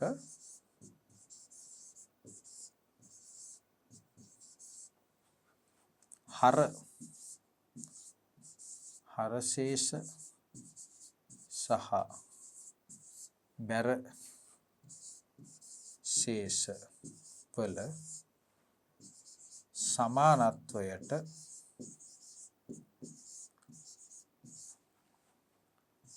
බල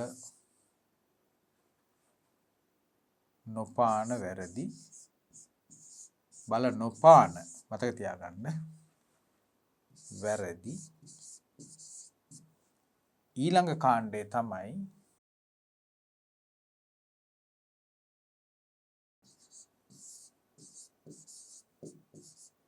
ශේෂ පිරික්සුමක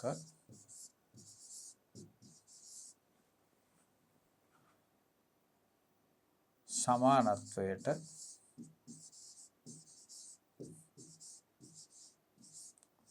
බල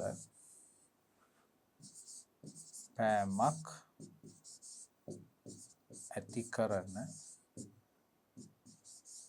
ඇති කරන වැරදි.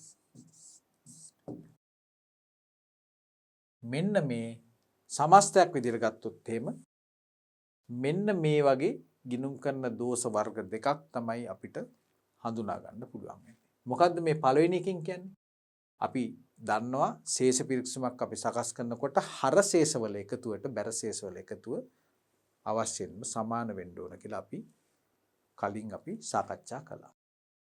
එතකොට මේ ගිණුම් කරන දෝෂයක් කියලා කියන්නේ දිත්ත සටහන් වල දෝෂයක් තිබ්බොත් එහෙම මොකද්ද සිද්ධ වෙන්නේ? අනිවාර්යයෙන්ම ගිණුම් කරන දෝෂයක් තියෙනවා එතන.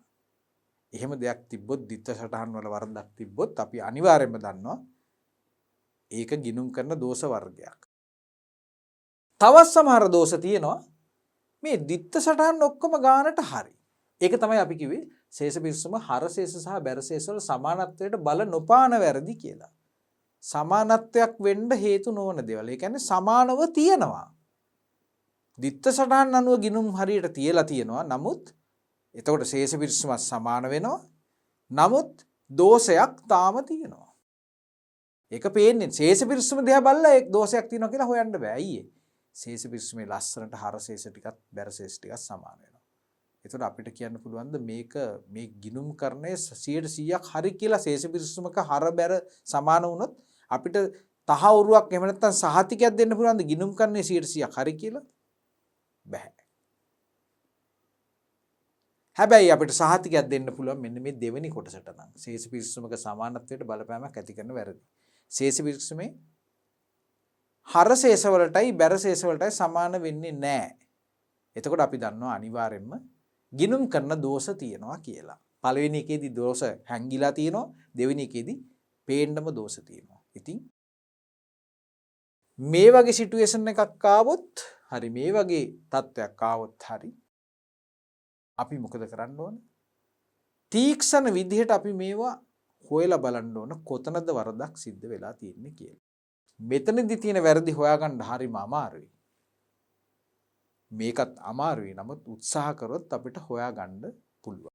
ඒකට ඊටාම කෙටියෙන් කිව්වොත් එහෙම මේ ශේෂ පිරික්සම හරසා බැරශේෂ වල සමානත්වයට බල නොපාන වැරදි මං කෙටියෙන් කියන්නම් කෙටි කාලයක් අරගෙන එකක් තමයි අපි හිතමු ගණදෙනුවක් සම්පූර්ණයෙන්ම මූලික සටහන් පොත්පත් වලින්ම මග ඇරෙනවා. මූලික සටහන් පොත්පත් වලට මේවා සඳහන් වෙන්නේ නැහැ කියලා කියන්නේ හරශේෂයක් එන්නෙත් නැහැ බැරශේෂයක් එන්නෙත් නැහැ. ගණදෙනු සම්පූර්ණයෙන්ම පොත්පත් වලින් මග ඇරෙනවා.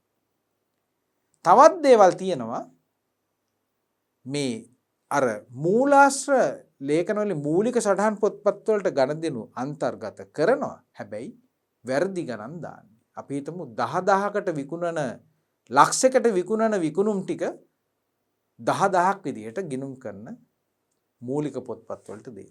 එතකොට මොකද වෙන්නේ? ලක්ෂේ 10000ක් විදියට පෙන්නලා ශේෂ පිරික්සම තුලනේ වෙනවා. නමුත් දෝෂයක් තියෙනවා. තවත් සමහර දෝෂ තියෙනවා. ඔය දැන් දෝෂ වර්ග දෙකයි ගනුදෙනු සම්පූර්ණයෙන්ම මගහැරෙනවා. තවත් දේවල් වැරදි ප්‍රමාණයකින් හරබැර වෙනවා. ඒ කියන්නේ මූලික පොත්පත් වලට වැරදි සටහන් තමයි එන්නේ. තවත් සමහර දෝෂ තියෙනවා. එකම ගනුදෙනුව දෙපාරක් ගිණුම්ගත වෙනවා. දුරකථන වියදමක් අපි ගිණුම්ගත කරනවා 5000යි දෙපාරක් 5000ව දෙකක් අපි හර කරනවා 5000 දෙකක් මුදල් පොතට බැර කරනවා. ශේෂ පිරික්සම සමාන වෙනවා. නමුත් දෝෂයක් තියෙනවා. හොයා ගන්න ලේසි නෑ. හතරවෙනි එක තමයි වැරදි ගිණුම් වල. අපි හිතමු විදුලි වියදමක් විදුලි උපකරණ ගිණුමට හර වෙනවා. වත්කම් ගිණුමට හර වෙනවා. ඇත්තටම වියදමක් කරලා තියෙන්නේ ඒක වත්කම් ගිණුමට හර වෙලා මුදල් පොත බැර වෙනවා. ඔන්න දෝෂ වර්ග 4. ඒ දෝෂ තිබ්බොත් එහෙම හරබැර විදිහට සමාන වෙනවා. නමුත් දෝෂය ලේසියෙන් හොයාගන්න. දෙවෙනි කාණ්ඩයේ දෝෂ තමයි සමානත්වයට බලපෑමක් ඇති කරන වැරදි. ශේෂ පිරිසම එකතු කරනකොට අපිට පේනවා එක පැත්තක් එක්ක වැඩි එක්ක අඩුයි. ඉතින් මේ වගේ දෝෂ ඇති වෙන්නේ සමහර වෙලාවට ගණදෙනු අර ද්විත්ව සටහන් අනුව වැරදියට සටහන් කරනවා. එකම ගණදෙනුව ගිණුම් දෙකේම හර පැත්තේ දානවා. සමහර දේවල් තියෙනවා හර පැත්තේ දාන ගානට වඩා ඉලක්කම් මාරු කරලා බැර පැත්ත දානවා. ඒත් එතකොට ද්විත්ව සටහන් වර්ධිනවා. සමානත්වයට බලපෑමක් ඇති වෙනවා. ඒ තවත් ඊළඟට තවත් සමහර වැරදි තියෙනවා. මේ ගිණුම් තුලනය කරනකොට අපි හරියට තුලනය කරන්නේ නැහැ. ගිණුම් වලට ඔක්කොම ගනුදෙනු දාලා තියෙනවා. තුලනය කරනකොට ශේෂය වර්ධිනවා. එතකොට එක ගිණුමක ශේෂය වර්ධිනවා අනිත් ගිණුම හරි. මොකද ද්විත්ව සටහන් අනුවනේ ගිණුම් යන්නේ. එතකොට ශේෂ පිරික්සමේ සමානත්වයට අනිවාර්යයෙන්ම බලපානවා එක ගිණුමක ශේෂය වැරදියට ගත්තොත් ඒක. තවත් සමහර දෝෂ තියෙනවා. ශේෂ පිරික්සමට ගණදෙනු උපුටා ගන්නකොට සිදුවෙන ගණදෙනු. සමහර ඒවා මග ඇරෙනවා.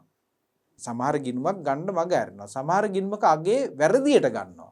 මේ වගේ දෝෂක් තියෙන්න පුළුවන්. ඉතින් ඒක හන්දා මේ වගේ දෝෂ අපි හොයලා බලලා තමයි අපිට නිවැරදි කරන්න පුළුවන් වෙන්නේ ගිණුම් කරන වැරදි. මනෝජගේ ව්‍යාපාරයේ 2018 ජනවාරි 1 වෙනි සතිය තුල සිදු ගණදෙනු පහත දැක්කේ. ප්‍රාග්ධනයේ යෙදවීම 50000යි, බැංකු ණය රුපියල් 25000යි, මුදලට ගැනුම් 10000යි, විකුණුම් 15000යි. අපිට මොකද්ද කියන්නේ? ඉහත ගණදෙනු ලෙජර් ගිණුම් වල සටහන් කිරීම. ශේෂ පිරික්සමක් සටහන් කිරීම. පුංචි ගාණක්. අපි බලමු ලෙජර් ගිණුම් සකස් කිරීම සහ ශේෂ පිරික්සම සකස් කිරීමේ පුංචි අභ්‍යාසයක් තමයි අපිට කරන්න තියෙන්නේ මේ කොටසේ. අපි මේ ගණදෙනු කීපයට අදාළ ලෙජර් ගිණුම් ටික මුලින්ම හඳුනා ගමු. අපි දන්නවා පළවෙනි ගණදෙනුව ප්‍රාග්ධනයේ යෙදවීමක්. ඒක නිසා අපි දන්නවා අපිට මුදල් පොත අවශ්‍ය වෙනවා. මුදල් ගිණුම. ඊට පස්සේ අපිට ප්‍රාග්ධන ගිණුමකුත් අවශ්‍ය වෙනවා. එhmenan මේක ප්‍රාග්ධන ගිණුම.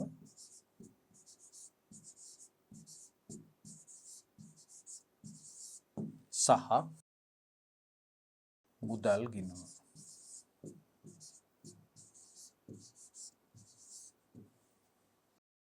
එhmenan රුපියල් 50000ක ප්‍රාග්ධනයක් යොදවනවා කියලා කියන්නේ ව්‍යාපාරයට මුදල් ලැබෙනවා 50000ක්. මුදල් වත්කමක්. අපි එහෙමනම් ද්විත්ව සටහන වෙන්නේ ප්‍රාග්ධන ගිණුම තමයි බැර කරන්නේ. ඒක නිසා ප්‍රාග්ධන ගිණුම අපි මොකද කරන්නේ? මුදල් කියලා අපි බැර කරලා දානවා. පළවෙනි ගණදෙනුව අපි මේ ආකාරයෙන් අපි ගිණුම්ගත කළා. දෙවන ගණදෙනුව බැංකු ණයක් ගන්නවා රුපියල් 25000යි. බැංකු ණයක් ගැනීම රුපියල් 25000යි. එhmenan අපිට අලුත් ගිණුමක් අවශ්‍ය වෙනවා. මොකද්ද? බැංකු ණය ගිණුම. අපි දන්නවා රුපියල් 25000ක බැංකු ණයක් තමයි ගන්නෙ. බැංකු ණයක් කියලා කියන්නේ මොකද්ද? වගකීම් කාණ්ඩයට අයත් ගිණුමක්, ව්‍යාපාරයේ වගකීමක්. ඒක නිසා මුදල් ගිණුමට තමයි අපි මේ මුදල් ලැබීම අපි හර කරන්නේ. ඒක නිසා නැවත වතාවක් අපි මුදල් ගිණුම බැංකු ණය කියලා රුපියල් 25000කින් අපි හර කරනවා. මේ ගනුදෙනුව සටහන් කරන්න. හොඳයි. ඒ ගනුදෙනුවත් අපි සම්පූර්ණ කරගත්තා. අපේ තුන්වන ගනුදෙනුව තමයි භාණ්ඩ ගැනුම්. භාණ්ඩ ගැනුම්. ඒක නිසා අපිට තවත් අලුත් ගිණුමක් අපිට අවශ්‍ය වෙනවා. මොකක්ද ඒ ගිණුම? භාණ්ඩ ගැනුම් කියලා කියන්නේ ඒක අපේ වියදම් ගිණුමක්. එහෙම නැත්නම් ගැනුම් ගිණුමට තමයි හර සටහනක් විදිහට එන්නේ. නම් ඊයද ගාන ගැනුම් අපි දන්නවා රුපියල් 10000ක් මුදලට තමයි ගන්නෙ. ණයට නෙමෙයි මුදලට ගන්නෙ. ගන්න නිසා ඒක හර වියදම් ගිණුමක්. මුදල් පොත තමයි බැර වෙන්නේ. ඒ කියන්නේ මුදල් කියන වත්කම් ගිණුම ශේෂය අඩු වීමට බලපාන දෙයක්. ඒක නිසා ගැනුම් කියලා අපි මොකද කරන්නේ? මුදල් ගිණුම රුපියල් 10000ක් බැර කරනවා. ශේෂය අඩු කරනවා. හොඳයි. මුදල් ශේෂය අඩු වීමට බලපාන නිසා තමයි අපි මේ මුදල් කියන වත්කම් ගිණුම මේ ආකාරයෙන් අපි බැර කරගත්තේ රුපියල් 10000. අන්තිම ගනුදෙනුව මුදලට විකුණුම් රුපියල් 15000යි. මුදලට විකුණුම් රුපියල් 15000 කියලා කියන්නේ අපිට මුදල් ලැබීමක් සිද්ධ වෙනවා රුපියල් 15000ක විකුණුම් කියන ගිණුමට තමයි අපි බැර කරන්නේ. එහෙමනම් අපි විකුණුම් ගිණුමකුත් ආරම්භ කරගමු. මොකද්ද? 15000කින් අපි විකුණුම් ගිණුම බැර කරනවා. 15000කින් විකුණුම් ගිණුම අපි බැර කිරීමක් සිද්ධ කරනවා. විකුණුම් ගිණුම කියන්නේ ආදායම් වර්ගයට අයත් ගිණුමක්. ඒක නිසා විකුණනකොට අපි එම ගිණුම බැර කරන්න ඕන. එක්ක මුදල් එහෙම නැත්නම් ණය ගැතියු තමයි අපි හර කරන්නේ. මේ අවස්ථාවේදී මුදලට විකුණවුවා කියන නිසා අපි මොකද කරන්නේ? මේ ගණදෙනුව කීයද ප්‍රමාණය හරිද බලන්න. 15000යි. 15000කින් අපි මුදල් ගිණුම අපි මොකද කරන්නේ? අපි හර කරලා තින්නේ දැනටවත් මං හිතන්නේ. විකුණුම් ගිණුම අපි හර කළා. විකුණුම් ගිණුම හර සහ නෑ මුදල් ගිණුම හර විකුණුම් ගිණුම බැර. මේ කීවෙනි ගණදෙනුවද අපේ? මුදලට ගැනුම් 10000 එක හරිද අපේ? ගැනුම් ගිණුම හර බැර. ඊට පස්සේ හරි. ගණදෙනු 4යි. ගණදෙනු 4යි. 1 2 3 සහ 4. ඔව්. අපි ගණදෙනු සියල්ල අපි දැන් සටහන් කරගෙන තියෙන්නේ. එහෙමනම් අපි ශේෂ පිරික්සීමක් හදන්න කියලා අපිට කියන නිසා අපිට දැන් සිද්ධ වෙනවා මේ ගිණුම අපිට මෙසේ තුලනය කරගන්න. ගිණුම තුලනය කිරීමේ අභ්‍යාසය දැන් අපි කරමු. හරි. මුදල් ගිණුම අපි දන්නවා මේ පැත්තෙන් එනවා අපිට 75000යි. හර පැත්තේ එකතුව රුපියල් 90000යි.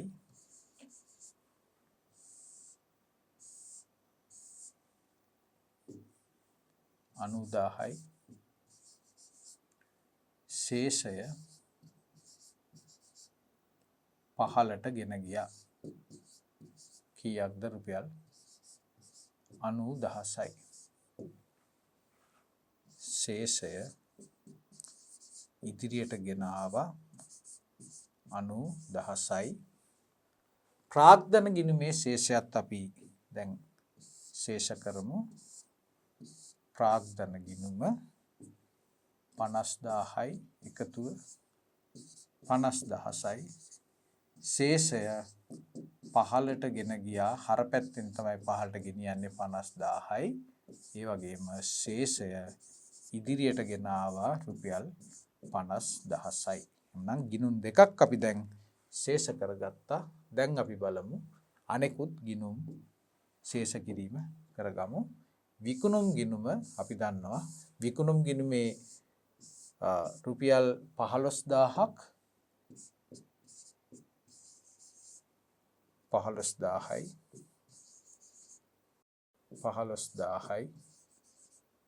ශේෂය 15ට ගෙන ගියා. ශේෂය ඉදිරියට ගෙන ආවා රුපියල් 15,000යි. විකුණුම් ගිණුම. ඊට පස්සේ අපි දන්නවා බැංකු ණය ගිණුමකුත් තියෙනවා. බැංකු ණය ගිණුම අපි ශේෂ කරමු. 25,000යි 25,000යි ශේෂය 15ට ගෙන ගියා. නැවත වතාවක් රුපියල් 25,000යි. ශේෂය 15ට ගෙන ගියා 25,000යි. ශේෂය ඉදිරියට ගෙන ආවා රුපියල් 25,000යි. තව අපේ එක ගිණුමක් අපිට ශේෂ කරන්න තියෙනවා. ඒක තමයි ගැනුම් ගිණුම රුපියල් 10,000යි. එමනම් 10,000යි ගැනුම් ගිණුම කියලා කියන්නේ හර ශේෂයක් තියෙන ගිණුමක්. ඒක නිසා ශේෂය 15ට ගෙන ගියා බැර පැත්තෙන් තමයි ශේෂය එන්නේ. ඊට පස්සේ හර පැත්තේ ශේෂයක් විදිහට අපි පෙන්නනවා. ශේෂය ඉදිරියට ගෙන ආවා රුපියල් 10,000යි. දැන් අපි සියලුම ගිණුම් අපි ශේෂ කරගත්තා. ලෙජරේ සියලුම ගිණුම් දිත්ත සටහන් අනුව අපි ශේෂ කරගත්තා. දැන් අපිට දැන් පුළුවන් මේ ගානේ දෙවෙනි කොටසෙන් අපිට කියන්නේ ශේෂ පිරික්සුම සකස් කරන්න කියලා. මනෝජිගේ ව්‍යාපාරය. එමනම් අපි ශේෂ පිරික්සුම අපි ආකෘතිය මේ විදිහට හදා සකස් කරගමු.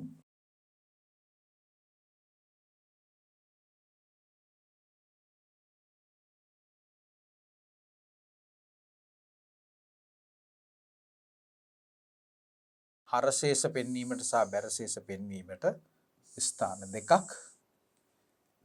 හර බැර. මනෝජිගේ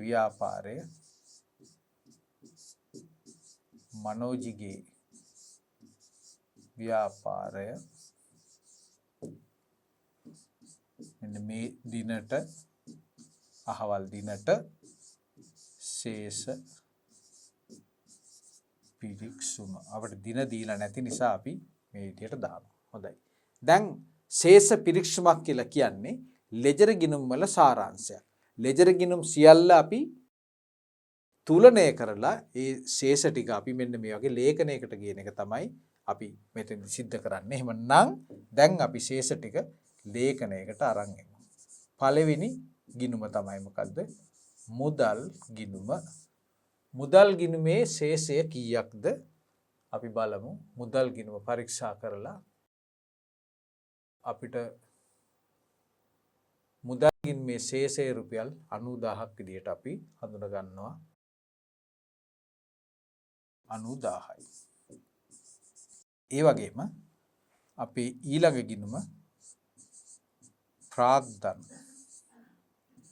ප්‍රාග්ධන ගිණුමේ ශේෂය කීයක්ද? රුපියල් 50,000යි. අපි මුදල් ගිණුමේ ශේෂය අපි ගත්තා. දැන් අපි මොකද්ද කරන්නේ? මුදල් ගිණුමේ ශේෂය ගත්තා. ප්‍රාග්ධන ගිණුමේ ශේෂයත් බැර ශේෂයක් රුපියල්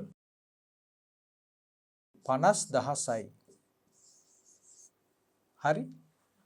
ඊළඟට අපි සලකා බලන ගිණුම බැංකු ණය ගිණුම රුපියල් 25,000ක බැර ශේෂයක්. එමනම් අපි බැංකු ණය බැර ශේෂයක් විදිහට පෙන්නමු. බැංකු ණය රුපියල් 25,000යි. 25,000යි. ඊළඟ ගිණුම විදිහට අපි ගන්නෙ ගැනුම් ගිණුම. ගැනුම් ගිණුමේ ශේෂය අපි දන්නවා හර පැත්තේ ශේෂයක්. සාමාන්‍යයෙන් ගැනුම් කියලා කියන්නේ වියදම් ගිණුමක්. ඒක නිසා අපි ගැනුම් ගිණුම හර පැත්තෙන් පෙන්නනවා. වටිනාකම රුපියල් 10,000යි. ශේෂය රුපියල් 10,000යි. එහෙනම් ගැනුම් ගිණුමත් අපි ලබා ගත්තා. අපිට තියෙන්නේ තව මං හිතන්නේ එක ගිණුමක් තමයි අපිට තව ගන්න තියෙන්නේ ශේෂය. රුපියල් 15,000යි විකුණුම් ගිණුම. විකුණුම් ගිණුම අවසාන වශයෙන් අපි ගන්නවා. ඒකේ ශේෂය විකුණුම් කියන්නේ අපි දන්නවා ආදායම් ගිණුම් වර්ගයක්. ඒක නිසා විකුණුම් ගිණුමේ අපිට තියෙන්නේ බැර ශේෂයක්. විකුණුම් ගිණුමේ බැර ශේෂයක් තියෙන්නේ. ඒක නිසා අපි 15,000 බැර ශේෂයක් විදිහට අපි පෙන්නනවා. දැන් අපි සියලුම ගිණුම් ශේෂයන් අපි මේ ශේෂ පිරික්සුමට අපි උපුටාගෙන අවසන් නිසා අපිට දැන් පුළුවන් අවසන් පරීක්ෂණය වන අවසන් පරීක්ෂණය අපිට සිදු කරන්න පුළුවන්. අපි පොඩ්ඩක් ඊට ඉස්සෙල්ලා බලමු අපි මේ ගිණුම් ශේෂ නිවැරදිව ගත්තද කියලා සියලුම දේවල්. හරි.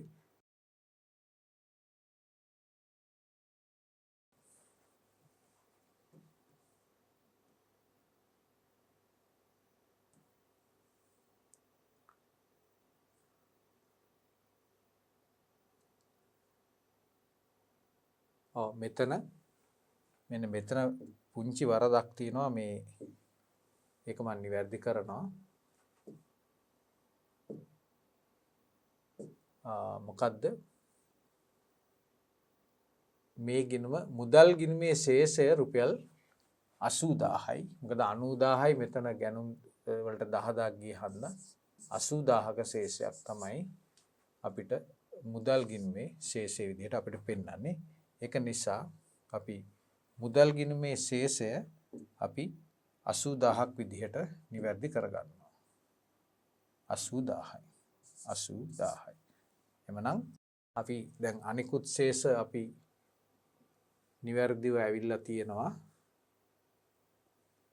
අපි ඒ ටික හරියට තහවුරු කරගන්න ඕන.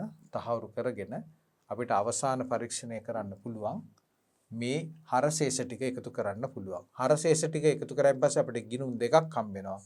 90,000ක් අපිට ලැබෙනවා. දැන් අපි බලමු බැරශේෂ ටිකත් එකතු කරන්න. 50,000යි 25,000 කියන්නේ 75,000යි 75,000යි 15,000 කියන්නේ නැවත වතාවක් 90,000ක් අපිට ලැබෙනවා. එhmenan අපි මෙතන කරේ අපිට දීලා තියෙන යම්කිසි ගණදෙනු කීපයක් අපි ලෙජර් ගිණුම් සකස් කරා. ලෙජර් ගිණුම් සකස් කරලා අපි ඒ ලෙජර් ගිණුම් වල ශේෂයන් ලබාගෙන ඒ ශේෂයන් අපි උපුටා ගන්නවා ශේෂ පිරික්සුමකට. ඒකේ හර ශේෂ ටික හර පැත්තටත් බැර ශේෂ ටික බැර පැත්තටත් දාලා අවසානයේ මේ ශේෂ පිරික්සුමේ ගිණුම් වල ශේෂයන් අපි එකතු කරලා බලනවා මේ ගණිතමය නිවැරදිතාවය අපිට තහවුරු කරගන්න පුළුවන්ද කියලා. මේ අවස්ථාවේදී හර ශේෂ වලට බැර ශේෂ ටික සමාන වෙන නිසා මේ ශේෂ පිරික්සුමේ ගණිතමය නිවැරදිතාවය අපිට මෙසේ තහවුරු වෙනවා. දැයි අපි දැන් ඒ ගානත් එහෙමනම් සකස් කරා. අපිට දැන් තියෙන්නේ ගිණුම් කරන දෝෂ සහිත ගානක්. අපි බලමු මේ ගාන අපි කොහොමද හදන්නේ කියලා. පහත දැක්වෙන්නේ ව්‍යාපාරික ගිණුම් කරන්නේදී සිදු වැරදි කීපයක්. රුපියල් 80,000ක විකුණුම් ඉන්වොයිසයක් සම්පූර්ණයෙන්ම පොත්වල සටහන් වුණේ නැල්ලු. දෙවන දෝෂය.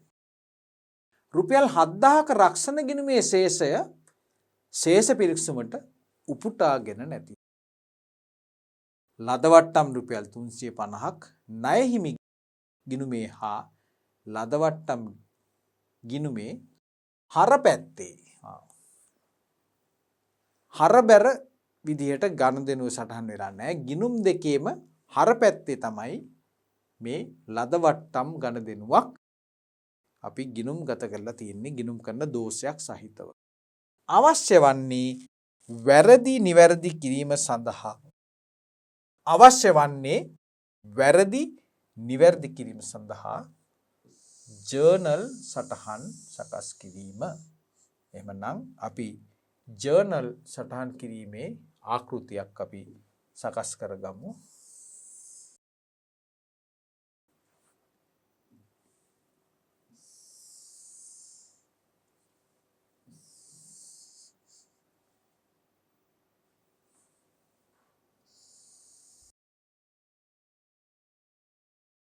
ජර්නල් සටහන් අපි සකස් කරන්නේ ව්‍යාපාරේ පොදු ජර්නලේ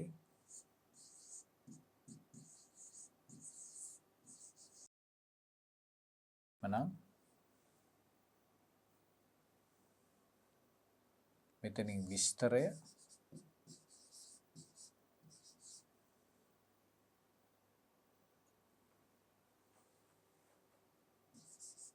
හර බැ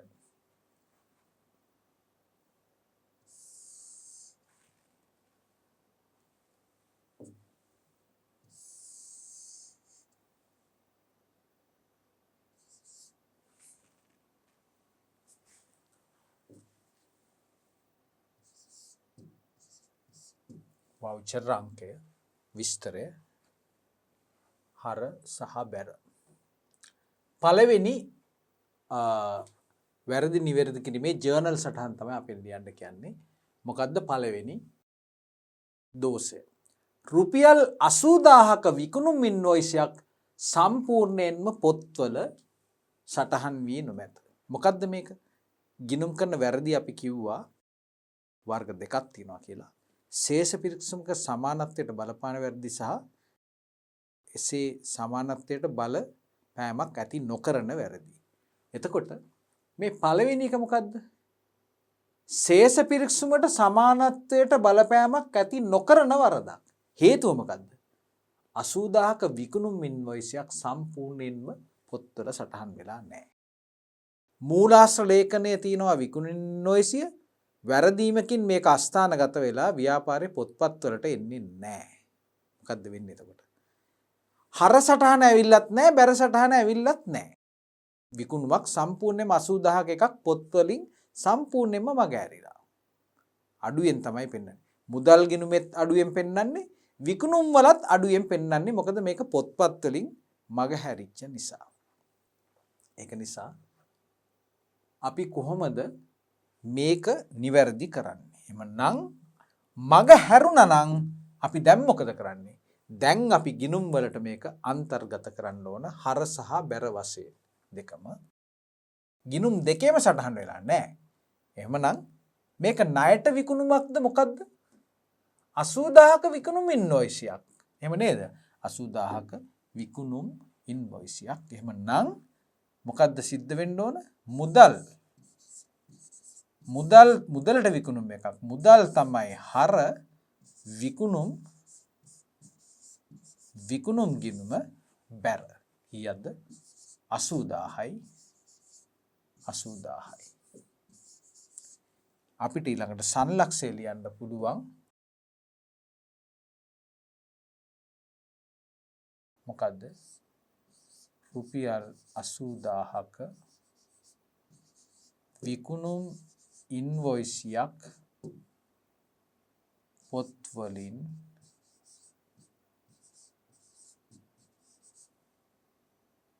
මගහැරීමේ දෝෂය නිවැරදි කිරීම.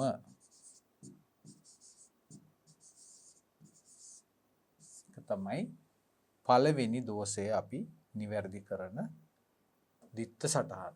හොඳයි. අපි බලමු දෙවන ගිණුම් කරන දෝෂය මොකද? 7000ක රක්ෂණ ගිණුමේ ශේෂය ශේෂ පිරික්සමට උපුටාගෙන නොමැත. දැන් බලන්න මේක මොකක්ද? අර ශේෂ පිරික්සමට අර ලෙජර් ගිණුම් වලින් උපුටා ගැනීමේදී සිදුවන වරදවල්. එතකොට ලෙජර් ගිණුම් වලට දාන්නේ ගිණුම් සටහන් තියන්නේ දිත්ත සටහන් න්‍යායත් එක්ක. එතකොට මේ රක්ෂණ ගණදිනුව ගත්තොත් එහෙම මුදල් පොත නිවැරදි ආකාරයෙන් බැර වෙලා රක්ෂණ ගිණුම හර වෙන්න ඇති. දැන් මෙතන වෙලා තියෙන එකම වරද මොකද්ද? මේ රක්ෂණ ගිණුමේ ශේෂය විතරක්, රක්ෂණ ගිණුම කියන්නේ වියදම් ගිණුමක්, වියදම් ගිණුමේ හර ශේෂය විතරක් ශේෂ පිරික්සමට ගන්න අමතක වෙනවා. මුදල් ගිණුම ඔක්කොම හරි. දැන් මොකද වෙන්නේ? ශේෂ පිරික්සමේ තුලණයට බලපානවද නැද්ද?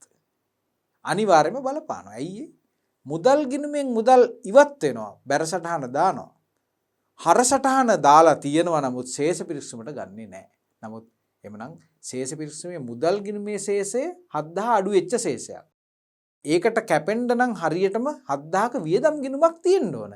වියදම් ගිණුම තමයි මග හැරෙන්නේ. දැන් මොකද කරන්නේ? මේ වගේ දෝෂයක් තියෙනකොට ශේෂ පිරික්සුමේ සමානත්වයට බලපාන දෝෂයක් තියෙනකොට හර ශේෂයක්ද අඩුව තියෙන්නේ. ශේෂ පිරික්සුමේ හර පැත්තේද ශේෂයක් අඩුව තියෙන්නේ. එතකොට අපි මොකද්ද කරන්නේ? తాවකාලිකව අපි අවිනිශ්චිත ගිණුම කියලා ගිණුමක් අපි ආරම්භ කරලා ඒ අඩුව හර පැත්තේ නම් අඩුව තියෙන්නේ අඩුව දානවා හර ශේෂයක් විදියට අවිනිශ්චිත. එමනම් මේ රක්ෂණ ගාස්තුව උපුටා නොගැනීම නිසා ශේෂ පිරික්සුමේ හර පැත්තේ තමයි ඇති වෙන්නේ මොකද්ද? හිගයක්. එහෙමනම් අපි මොකද කරන්නේ? අවිනිශ්චිත ගිණුමක් අපි ආරම්භ කරනවා. හර ශේෂයක් තමයි අපි දාන්නේ 7000ක හර ශේෂයක් තමයි දාන්නේ. හැබැයි අපි ගිණුම් සකස් කරනකොට අවිනිශ්චිත ගිණුම් ශේෂ අපිට තියාගන්න බෑ. ඒක අපි ඒ දෝෂ ටික හොයලා අපි ඒවා නිවැරදි කරන්න ඕනේ. එහෙමනම් අවිනිශ්චිත ගිණුමේ දැන් හර ශේෂයක් තියෙනවා රුපියල් 7000ක. දැන් අපි මොකද කරන්න ඕන? ඒ හර ශේෂය අපි නැති කරලා දාන්න ඕන. නැති කරලා දානකොට අපි මොකද කරන්නේ? එහෙමනම් අවිනිශ්චිත ගිණුම අපි මොකද කරන්නේ? අවිනිශ්චිත ගිණුමේ හර ශේෂයක් නිදන්ට තියෙන්නේ. ඒක නිසා අවිනිශ්චිත ගිණුම දැන් අපි මොකද කරන්නේ? රුපියල් 7000කින් බැර කරලා දානවා. එතකොට අවිනිශ්චිත ගිණුම 7000කින් බැර කරනකොට මොන ගිණුමද අපි හර කරන්න ඕන? මේක මොකද්ද? රක්ෂණ ගාස්තු ගිණුමක්. එතකොට අපි හර කරන්නේ රක්ෂණ ගාස්තු ගිණුමද? නෑ. ඇයි ඒ මම නෑ කියලා? බලන්න මේ දෝෂය මොකද්ද කියලා. 7000ක රක්ෂණ ගිණුමේ ශේෂය ශේෂ පිරික්සුමට උපුටාගෙන නොමැත. ගිණුම හරි. ගිණුමේ හර වෙලා මුදල් පොත බැර වෙලා මේක ශේෂ පිරික්සුමට උපුටා ගන්න තමයි අමතක වෙන්නේ. එහෙමනම් ආයේ නැවත වතාවක් මේක හර කරොත් එහෙම ආපහු මේ හරියට තියෙන ගිණුම වර්ධිනවා. ඒක නිසා හර සටහනක් මේ අවස්ථාවේදී අපට අවශ්‍ය වන්නේ නැහැ. මොකද ශේෂ පිරික්සුමට අපි දැන් ඒ රක්ෂණ ගාස්තු කියලා ඒ වියදම් ගිණුම ඇතුල් කරායින් පස්සේ මේක ඉබේම තුලණය වෙනවා. එහෙමනම් මේකේ ගිණුම් කරන සංලක්ෂය තමයි ශේෂ පිරික්සුමට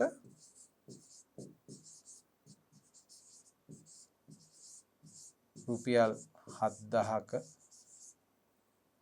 රක්ෂණ වියදම් උපුටා නොගැනීම නිවැරදි කිරීම. මේක තමයි ගිණුම් කරන සංලක්ෂය. හොඳයි. තවත් අපිට දෝෂ කීපයක් තියෙනවා. තව එක දෝෂයක් අපිට නිවැරදි කරන්න තියෙනවා. මොකද්ද? ලද වට්ටම රුපියල් 350ක් ණය හිමි ගිණුමේ හා ලද වට්ටම් ගිණුමේ හර පැත්තේ සටහන් කිරීම. හොඳයි. මොකද්ද මේ 350ේ හරි සටහන වෙන්න ඕන? 350 අපි නිවැරදි විදිහට සටහන් කරා නම් ලද වට්ටම් වල මොකද්ද නිවැරදි සටහන? මුදල් පොත රුපියල් 350කින් මුදල් ගිණුම හර කරලා ලද වට්ටම් ගිණුම මොකද අපි කරන්නේ? ලද වට්ටම් ගිණුම අපි 350කින් බැර කරන්න ඕන. නමුත් මොකද්ද කරලා තියෙන්නේ? ණය හිමි ගිණුමේ මේක ණය හිමි වට්ටමක් නිසා මේක මුදල් පොතට අදාළ ගනුදෙනුවක් නෙමෙයි. මං කිව්ව දිත්ත සටහන පොඩි වරදක් තියෙනවා. ඒක මම නිවැරදි කරනවා. අපිට වට්ටමක් ලැබෙනවා කියලා කියන්නේ ඒක මුදලින් ලැබෙන දෙයක් නෙමෙයි. ණය හිමියෙකුට ගෙවන්න තියෙනකොට ණය හිමිය අඩු කරන දෙයක් නිසා අපි ණය හිමියගේ ගිණුම තමයි අපි හර කරන්න ඕන. ණය හිමියගේ ගිණුම හර කරලා ලද වට්ටම් කියන ආදායම් ගිණුම අපි බැර කරන්න ඕන. හරිද? ණය හිමි ගිණුම අපි හර කරන්නේ ණය හිමිභාවය ලද වට්ටමේ ප්‍රමාණයෙන් අපි අඩු කරන්න ඕන නිසා. ණය හිමි ගිණුම හර කරනවා රුපියල් 350ක් සහ ලද වට්ටම් ගිණුම බැර කරනවා. නමුත් මොකද්ද වෙලා තියෙන්නේ? ණය හිමි ගිණුමත් හර කරලා ලද වට්ටම් ගිණුමත් හර කරලා. ණය හිමි ගිණුම හර කරපු එක හරි. නමුත් දෝෂය තියෙන්නේ ලද වට්ටම් ගිණුම හර කරපු එක. කීයකින්ද? රුපියල් 350කින්. එතකොට බැර කරන්න ඕන රුපියල් 350ක් හර කරපු නිසා මොකද්ද සිද්ධ වෙලා තියෙන්නේ? 350ව දෙකක් රුපියල් 700ක වෙනසක් ඇති වෙලා තියෙනවා. 350ව දෙකක් 700ක වෙනසක් ඇති වෙලා තියෙනවා. බැර කරන්න ඕන එකක් හර කරනවා කියලා කියන්නේ ඒ වගේ දෙගුණකින් වෙනසක් ශේෂ පිරික්සම තුළ ඇති වෙනවා. එhmenan අවිනිශ්චිත ගිණුමට මොකද්ද සිද්ධ වෙලා තියෙන්නේ? අවිනිශ්චිත ගිණුමේ මොන ශේෂයක්ද තියෙන්නේ? කොයි පැත්තේද ශේෂය අඩු? බැර පැත්තේ තමයි ශේෂය අඩු. බැර පැත්තේ ශේෂය අඩු. නේද? එhmenan අපි මොකද කරන්නේ? අපි අවිනිශ්චිත ගිණුමට తాවකාලිකව අපි බැර ශේෂයක් දා ගන්නවා 700ක. ඒක නිසා අපි දැන් මොකද කරන්නේ? ඒක ඉවත් කරන්න ඕන නිසා අවිනිශ්චිත ගිණුම හර කීයක්ද? රුපියල් 700ක්. එහෙමනම් අපි කොතනද බැර කරන්නේ? ලද වට්ටම් ගිණුම. ඇයි ඒ දෙගුණකින් බැර කරන්නේ? ඇයි? ලද වට්ටම් ගිණුම දැන් 350ක් හර කිරීම නිසා ඉස්සෙල්ලම ඒ හර කරපු ඒ අඩු දෝෂය නිවැරදි කරන්න එක 350ක් බැර වෙන්න ඕන. ඊට පස්සේ ඇත්තටම ලැබිච්ච වට්ටම පෙන්වන්න ඕන හන්ද තව 350කුත් බැර කරන්න ඕන. ඒක නිසා අපි එක සැරේම අපි ලද වට්ටම් ගිණුම රුපියල් 700කින් අපි බැර කරත් අපිට මේ දෝෂය නිවැරදි කරන්න පුළුවන්. එහෙම නේද? එහෙම තමයි. එහෙමනම් අපි ඒකට අදාළ සංලක්ෂයේ විදිහට තියෙනවා රුපියල් 350ක ලද වට්ටම්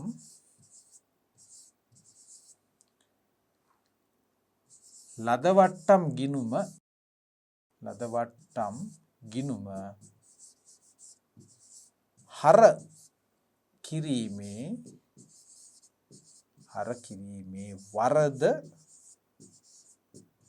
නිවැරදි කිරීම. හොඳයි. අපි දැන් දෝෂ සියල්ල අපි සකස් කරාද? ඔව්. අපිට දීලා තියෙන්නේ දෝෂ 3යි. දෝෂ 3ම අපි දැන් මේ ආකාරයෙන් අපි පොදු ජර්නලය තුල අපි නිවැරදි කළා. හොඳයි දුවලා පුතාලා. මේ 6 වෙනි ගානේ මේ 3 වෙනි කොටසත් එක්ක අපි මේ පේපර් එකේ අපි තියෙන ඒ ගණන් ටික අපි සියල්ල දැන් අපි සාකච්ඡා කළා. එහෙමනම් ඕගොල්ලන්ට සොයන් තක්සේරුකට එන්න පුළුවන්.